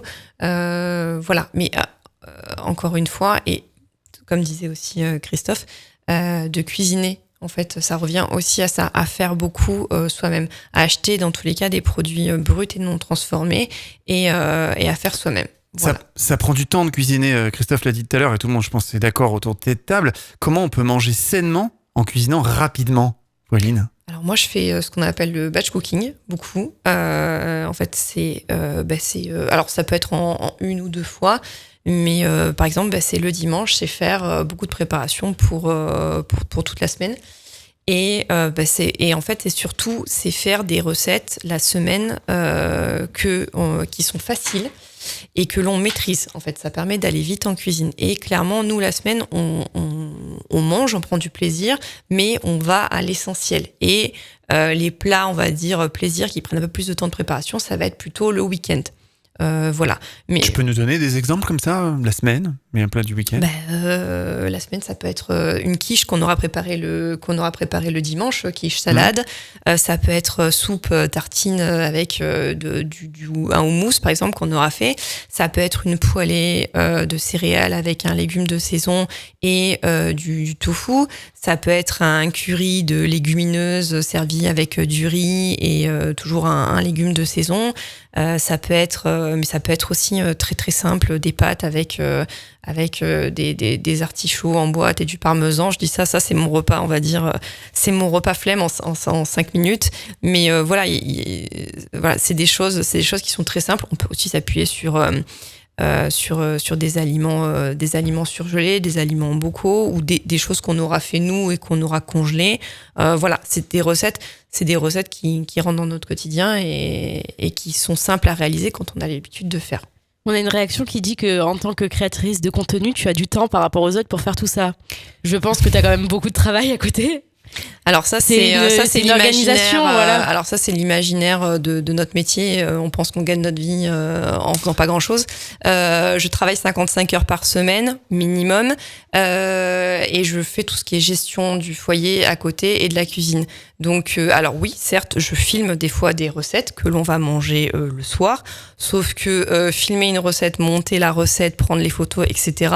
ça me prend plusieurs heures, alors que si je l'avais juste cuisiné, ça m'aurait pris 30 minutes. Le montage prend beaucoup de temps, on est d'accord. Voilà. Donc, je voudrais rebondir sur ce que tu disais. En fait, de plus en plus, on s'est aperçu que la part financière pour l'achat de la nourriture a baissé. Et le temps pour préparer les repas aussi ont baissé. Voilà. Donc peut-être qu'on pourrait dire que pour une meilleure alimentation, il faudrait repenser à consacrer plus de temps et que ce temps-là va être pour se faire du bien finalement. Ce temps-là est très important, de passer du temps à préparer ses repas, comme tu disais Christophe aussi, de sélectionner ses aliments, d'aller voir les producteurs, de voir... de considérer ce temps non pas comme une obligation mais comme un plaisir. Et pourquoi pas en famille, découvrir de nouvelles recettes. Nous avons le site 1, 2, 3 Veggie, où vous avez accès à de nombreuses recettes de chefs. Vous tapez par ingrédients, vous tapez par un plat que vous avez envie de faire et vous allez avoir des déclinaisons de recettes différentes. Voilà, prendre du temps et que se nourrir reste un plaisir. Même si ça change, se nourrir doit rester un plaisir. Et une astuce aussi, c'est tout simplement doubler les quantités et manger le même plat 2 fois dans la semaine. Voilà. Ah oui, effectivement, pourquoi pas. Et effectivement, Pauline, donc comment ne pas dépenser des milliers des cents et puis se faire plaisir pour bien manger? Tu as des petites astuces, des choses à nous donner? Alors nous, on se fait plaisir, on aime. Et ça coûte pas bien cher. Voilà, non, enfin, je veux dire, nous, les plats qu'on mange, c'est pas triste. On se fait plaisir et on aime ce que l'on mange. Tous les plats font plaisir. Mais déjà, en fait, ça se déconstruit et c'est un processus qui prend du temps. En fait, il faut pas se dire que on enlève la viande, on enlève le poisson. En fait, c'est qu'on rajoute des aliments. Quand on va vers un régime, une alimentation plus végétale, on va avoir plus tendance à consommer des céréales différentes, à découvrir des légumineuses diverses et variées. En général, ça va de pair aussi avec une alimentation, je dis en général bien sûr, de saison. On a beaucoup de légumes qui sont oubliés. On met des épices. On met plein d'épices. Des aromates. On s'inspire beaucoup de la cuisine du monde. Donc, en fait, voilà, en fait, on intègre plein de choses différentes et ça va petit à petit remplacer les protéines végétales. Mais ça se fait, c'est quelque chose qui se fait sur des mois, voire des années. Nous, on a d'abord diminué notre consommation de produits animaux. Avant d'arriver à du végétarisme en fait. Et encore, moi je suis végétarienne, mon compagnon lui n'est pas végétarien, mais à la maison il est plutôt flexi aujourd'hui. Oui, enfin à la maison il mange ce qu'il y a et puis dehors il va manger de la viande. De toute façon, oui, au restaurant par exemple, ou s'il est avec peut-être des collègues. Oui, voilà, je ne sais pas, ou quand il déjeune en extérieur, qu'il a un rendez-vous, ou quand on est en famille à la marge, c'est pas aussi. son alimentation principale du coup. Non, parce que voilà. Il essaie de faire attention quand même peut-être à l'extérieur aussi. On a une question de Marie pour Marianne qui nous demande si si le changement faut qu'il soit brutal ou justement si c'est bien cette transition pour devenir végétarien. Point de vue psychologique. Parce que du jour au lendemain on se réveille, tiens c'est lundi matin, hop, j'arrête tout. Je change de régime. Nous avons des assiette. Témoignages de personnes qui changent radicalement. Ouais, oui, ils peuvent changer radicalement. Moi je pense que tant qu'il n'y a pas de troubles alimentaires, de compulsions alimentaires, tout est possible. Oui, c'est possible, c'est une question de volonté. Il y a un processus qui se passe, c'est que plus on mange végétal, il me semble, moins on a envie de viande. On le ressent, c'est-à-dire que ce qui nous tente quand on fait le marché, c'est d'acheter le petit fenouil frais, quelques aubergines qu'on va cuisiner avec des pâtes, etc., etc. C'est-à-dire ce qui nous appelle de plus en plus, c'est d'aller vers quelque chose de végétal. C'est plus la côte de bœuf sur un barbecue, comme disait Christophe. Ah non, tout à maintenant, l'heure. vraiment plus du tout, mais ça fait longtemps, moi, ça. Mais de temps en temps, un petit poisson grillé, ou quand on va chez les gens, c'est l'aspect social un peu qui était un peu difficile, c'est-à-dire que les gens qui nous reçoivent peuvent proposer un plat où il y a des protéines animales. Alors la plupart de mes amis le savent, ils vont pas le faire, mais ça peut arriver qu'on se retrouve, alors on en prend une petite quantité, mais ça tente de moins en moins. Et puis surtout, comme je le disais tout à l'heure à propos de l'association Foodwatch, c'est si on s'intéresse un peu aux filières, on en a de moins en moins envie, parce que vraiment, ils nous font, pour certains, manger vraiment des choses terribles, effectivement, avec des toxines, avec des pesticides, avec des produits qui, par exemple, des additifs qui sont pour essayer de maintenir l'animal en meilleure santé, c'est-à-dire que les animaux sont piqués ou absorbent. Qui augmente aussi les risques de cancer. Il y a plus de cancer qu'avant maintenant. Ils prennent des antibiotiques à longueur de temps de leur élevage. Ils sont aussi avec des comment ça s'appelle pour les litières sales, des vermifuges tout le long. C'est le cas par exemple des poulets brésiliens. Alors ça représente 52% des poulets qui sont importés en France. Faut quand même le savoir. Faut savoir aussi qu'ils partent du Brésil, ils vont à Rotterdam, le premier port des Pays-Bas, et que là il y a un changement d'étiquette. C'est-à-dire que vous ne verrez pas que c'est du poulet brésilien. Ça portera la mention UE, Communauté européenne, et puis ça viendra en France et on croira qu'on a un poulet de l'Europe. Et cependant, il sera plein d'un certain nombre de produits qui ne sont pas testés en France, parce que en France, on a un certain nombre d'antibiotiques autorisés, mais pas ceux qui sont utilisés au Brésil. Il s'agit de la flavomycine, par exemple. Il y a eu récemment 2 émissions, dont Capital dimanche dernier, qui parlaient de ce problème et ce type de problème pour les filières viande, par exemple. Alors, c'est pour ça aussi que ça tente de moins en moins d'acheter de la viande. Marianne, oui, c'est pour répondre à la question qui a été posée par Marie, je crois. En fait, je dirais qu'il faut faire attention quand même aux émotions telles que la frustration, que ces émotions désagréables soient bien libérées et pour pas entrer dans le cercle des troubles alimentaires, qui entraînerait en fait une restriction à la base peut entraîner des émotions désagréables qui sont pas faciles à vivre et difficiles à libérer et réentraîner derrière de la restriction et voilà, entrer dans ce cercle-là. Donc attention à la frustration. Pauline, dans ton blog, tu donnes des astuces pour utiliser des choses que beaucoup de Français jettent. Quel ingrédient on peut utiliser au quotidien au lieu de jeter ? Déjà, le légume, en fait, on peut le cuisiner en entier, complètement. Et ça fait baisser le budget. Typiquement, un chou-fleur, les côtes se mangent et c'est très bon. Les fans de betterave se mangent. Les verres des poireaux. Et voilà, ça fait baisser le budget. Moi, par exemple, je n'achète, sauf si j'ai envie d'une soupe de courge, par exemple, mais sinon, je n'achète aucun légume pour faire une soupe. Je vais utiliser les côtes de chou-fleur que je vais mettre avec un oignon et des lentilles corail, par exemple, ou des pommes de terre.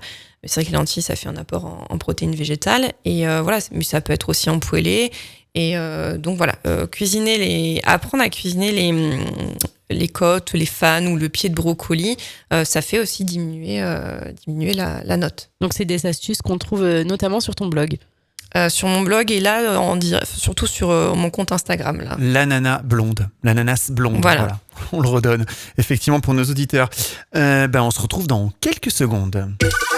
Partagez vos avis, vos expériences et commentez nos émissions sur notre page Facebook Faut qu'on en parle ainsi que sur notre répondeur non surtaxé le 07 839 839 75 07 839 839 75.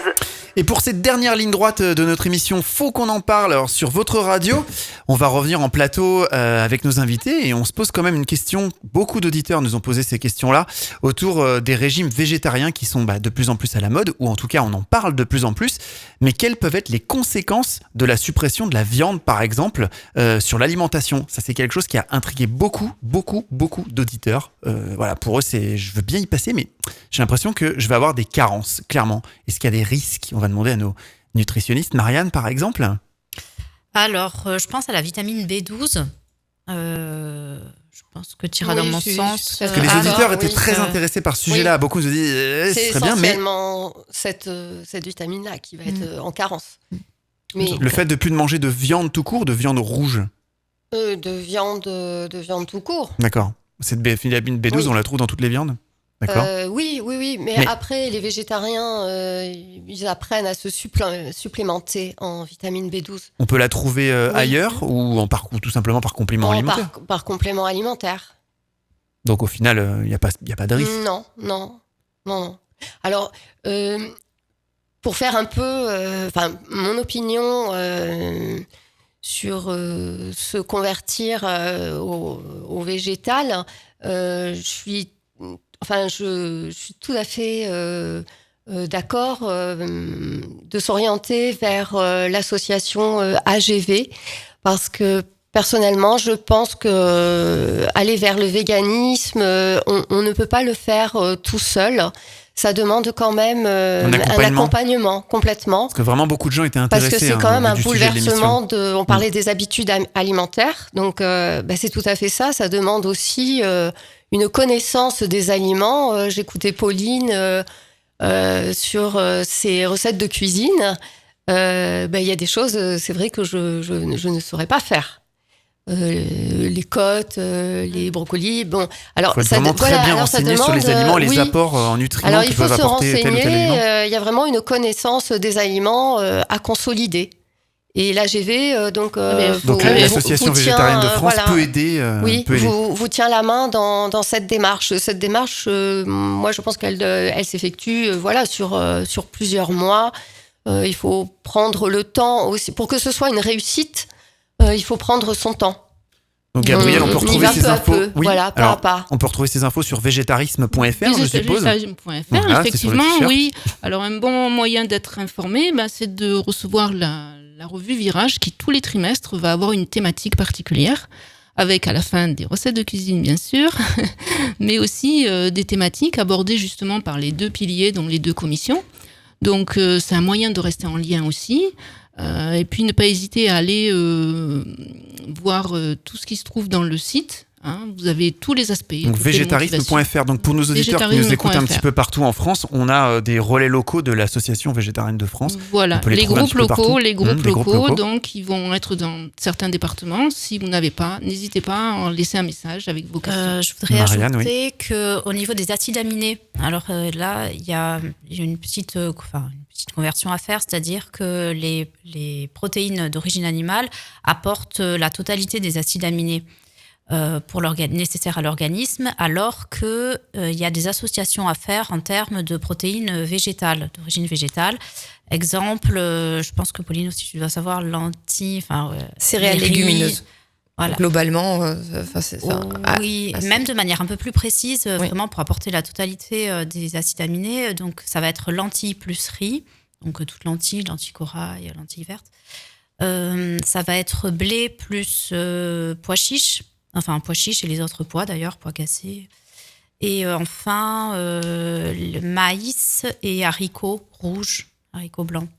Et ça, vraiment, quand on fait ces associations-là, on est sûr que l'ensemble des acides aminés sont apportés et vraiment nécessaires. Enfin, ceux qui sont nécessaires à l'organisme sont apportés. Oui, pour apporter un complément de ce que dit Marianne, effectivement. Donc, la question des acides aminés, ce sont les protéines. Elles sont au nombre de 20, mais il n'y a que 8 pour les adultes qui sont dites essentiels, les AE, les acides aminés essentiels. Donc, il se trouve qu'on les trouve tous dans le règne végétal, on va les trouver. Et il ne faut pas paniquer, donc on peut très bien se passer de viande rouge par exemple, il ne faut pas paniquer à l'assiette ou à la journée. Voilà, on va on va varier son alimentation. Voilà, c'est pas forcé que dans l'assiette, on ait obligatoirement cette association-là, immédiatement, tout de suite. Voilà, l'équilibre nutritionnel sur certains nutriments, il se fait sur 15 jours. Donc, on va, et surtout être détendu parce que, on va pouvoir trouver des équivalences. Pour les vitamines du groupe B, elles vont potentiellement se trouver, par exemple, on va trouver dans le haricot blanc certaines vitamines du groupe B. Et pour la B12, effectivement, on va effectivement se supplémenter. Donc, n'hésitez pas à vous faire conseiller à ce niveau-là et à voir en magasin bio, vous allez trouver cette vitamine-là. Est-ce que tu me permets, Gabrielle, de parler de tes groupes qui sont faits localement ? Toi, tu fais des groupes qui ressemblent un peu à des groupes Tupperware ou c'est dans la maison, on explique un petit peu. C'est un peu ça, c'était une sympathique petite réunion où on peut s'entraîner un peu à cette nouvelle cuisine. Parce que ça ne va pas de soi de transformer sa manière de cuisiner, de faire les courses et de s'alimenter. Beaucoup d'auditeurs se posent des questions sur ça. Ils ont envie de franchir le pas, mais ça paraît tellement compliqué. Mais oui, c'est beaucoup plus facile quand on a quelqu'un qui s'y connaît et qui partage et qui vous fait faire en même temps. Et voilà comment on s'y prend. Et par exemple, si on veut faire un muffin au chocolat et qu'on ne veut pas mettre de lait, qu'est-ce qu'on peut mettre à la place, etc. Toutes ces petites choses, les recettes, souvent, c'est des choses qui se transmettent. Ça se transmet de mère à enfant ou de grand-mère à enfants ou petits-enfants, etc. Ça fonctionne beaucoup sur la transmission, sur les mémoires procédurales. Et on n'a pas forcément envie de lire tout un passage un peu compliqué pour changer son type d'alimentation. Et en plus, ce sont des groupes plutôt sympathiques. Donc j'invite les auditeurs à prendre contact avec les représentants locaux de l'Association végétarienne de France. Et pour revenir à la vitamine B12, ça peut paraître un peu choquant de se dire si on est végétarien, il faut automatiquement se supplémenter. Déjà, si on est flexitarien, c'est bien de se supplémenter aussi. Et en fait, dans notre mode de consommation et d'exploitation animale, en fait, maintenant, les animaux que l'on consomme sont eux-mêmes supplémentés en B12 parce qu'ils ne vivent plus dans les pâturages ou quoi que ce soit. Donc en fait, les végétariens, au lieu de manger la B12 qu'on a donnée à un bœuf, en fait, ils prennent la B12 directement, déjà pour ça. Et dans tous les cas, quel que soit son mode d'alimentation, c'est très important de faire un bilan sanguin 2 fois par an. Et les personnes, justement, qui vont vers un régime plus végétarien ou végétalien, font plus attention à leur santé à ce niveau, justement. Et il y a beaucoup plus de gens... alors, je suis désolée, j'ai pas les chiffres, mais c'est prouvé, il y a plus de gens qui sont en mauvaise santé alors qu'ils sont omnivores que des gens végétariens ou végétaliens, en fait. Ça, c'est tout à fait vrai. Oui, parce que ces alimentations-là, c'est plus qu'une alimentation, c'est un vrai mode de vie. Puis il y a beaucoup de connaissances aussi des personnes qui sont végétariens, beaucoup plus que des personnes qui mangent de la viande au quotidien. Justement, on avait une question. Est-ce que être vegan ou végétarien, est-ce que c'est compatible avec notre société actuelle, sachant qu'au restaurant, dans les grandes surfaces, dans les fast-foods, est-ce qu'on trouve forcément ce qu'il vous faut ? Alors moi je dirais que c'est à nous à pousser, c'est aux personnes à pousser et c'est la consommation qui va faire la production. Donc les personnes qui sont motivées, qui ont envie, vont faire leur choix. Le choix va être différent. Et à ce moment-là, c'est ça qui va déclencher le changement. Mais effectivement, depuis plusieurs années, on a de plus en plus de produits. Alors, être vigilant aussi sur les compositions des produits quand ils sont transformés, puisqu'on va avoir des industriels qui vont avoir les mêmes pratiques, qui vont pas être très, très, très, très OK avec la nutrition. Voilà. Et à ce sujet, l'Association végétarienne de France est là aussi pour être vigilante et conseiller comment on va faire justement avec ces nouveaux produits qui arrivent pour les distinguer et revenir à ce que disait Christophe. Effectivement, cuisiner ensemble, c'est très convivial, c'est intéressant. Et à ce sujet, vous avez la possibilité avec 1, 2, 3 Veggie de participer à des ateliers en ligne. Si vous n'avez pas quelqu'un autour de vous qui peut vous proposer de cuisiner, de découvrir des nouvelles recettes, des nouvelles saveurs. Donc là, vous avez le nom de la personne qui va faire l'atelier. Vous avez quelque temps avant la liste des ingrédients. Une fois que vous avez les ingrédients, vous réalisez en ligne la recette avec la personne. Voilà, 1, 2, 3 Veggie. Et pour la restauration, il y a l'application qui s'appelle Happy Cow, vache heureuse, qui liste tous les restaurants proposant des alternatives véganes et végétariennes. Ok, pour terminer cette émission, on a 2 questions. On en a une de Zoé qui demande pourquoi les véganes ne consomment pas de lait alors que c'est le produit essentiel quand on est bébé. Alors c'est le lait C'est parce que pour avoir du lait, il faut qu'une vache soit allaitante. C'est comme les femmes, pour qu'elles aient du lait, il faut qu'elles aient un bébé. Et ce petit veau, quand il naît, il est tout de suite enlevé à la mère. Et comme il y a une hormone de l'attachement, c'est vrai chez la femme et son enfant, et c'est vrai entre la vache et son petit veau, qui est l'ocytocine, cette hormone de l'attachement, qui fait que la vache, pour elle, c'est important d'être en contact avec ce petit et que c'est retiré. On voit des choses catastrophiques qui se produisent quand on retire ce petit. En plus, le veau, soit il est envoyé à l'abattage, soit il est mis en engraissement. Dans les 2 cas, c'est vraiment horrible. Donc, pour éviter toutes ces atrocités, on supprime le fait de consommer du lait. Voilà. Et puis le lait n'est plus forcément obligatoire après 3 ans de mémoire. Oui, tout à fait. Il est pour le développement de l'enfant. Pour l'enfant, oui. Pour le développement. Par rapport au calcium Peut-être que la question qui est sous-jacente, c'est l'apport en calcium. Oui, parce que, voilà, c'est le préjugé de penser que le lait que l'on a dans les magasins est riche en calcium. Mais en fait, le lait qu'on obtient dans les magasins, il est fait pour une production, il n'est pas fait pour nourrir le petit. Voilà. Et le 3/4 du temps, la vache ne mange pas de l'herbe, elle mange des tourteaux de soja. Et donc, la teneur nutritionnelle de ce lait, sauf si vous avez le label bio peut-être, mais ça sera difficile. Et puis, il y a du calcium dans d'autres aliments. Et pour conclure très très vite, on va finir avec la question de Hugo. Vous les végétariens, vous faites le choix de ne plus manger de viande, mais est-ce pas naturel à la base dans les 90% des aliments que nous consommons actuellement qui n'existaient pas au moment où notre métabolisme s'est développé? La viande, elle, faisait déjà partie des régimes alimentaires. Alors, depuis la nuit des temps, depuis la nuit des temps, à la base, on est cueilleurs. L'alimentation principale, c'était la cueillette, c'était pas forcément la chasse. Et j'ai envie de dire que maintenant, la terre est un peu en feu et que malheureusement, on ne peut plus vivre comme ça et que il est temps de repenser son assiette. Tout à fait, je dirais, ne regardons pas le passé, regardons l'avenir avant tout, l'avenir. Effectivement. Le présent aussi. Voilà, je vous avais dit que 2 heures ça passerait très Tout à fait. Merci vite. beaucoup. On aurait Merci pu en à faire une tous. 3e. Merci à toutes et tous de nous avoir suivis. Donc nous recevions Anne Berland qui est diététicienne, nutritionniste. Merci Anne. Merci à tous. On avait Marianne Fongon qui est psychonutritionniste et diététicienne. Merci. Merci. Pauline, qui est créatrice de contenu, qui est végétarienne et blogueuse. On l'a dit, c'est l'ananas blonde ou l'anana blonde sur Instagram. Pauline, merci. Merci. On avait enfin Gabrielle Dupuis qui est conseillère en nutrition, membre de la commission nutrition santé de l'association végétarienne de France. Merci. Merci. Nous avions aussi Véronique qui est psychologue clinicienne et flexitarienne. Merci beaucoup Véronique d'être venue. Et bonne fin de soirée. Et on finit cette émission avec Christophe André qui est coach sportif, athlète de haut niveau en voile et formateur en prévention santé. Merci. Merci à vous tous, bonne soirée. Et nous, Luc, on se retrouve très très vite sur une prochaine enquête. On se retrouve aussi tous les jours sur le www.fautquonenparle.fr pour des actus.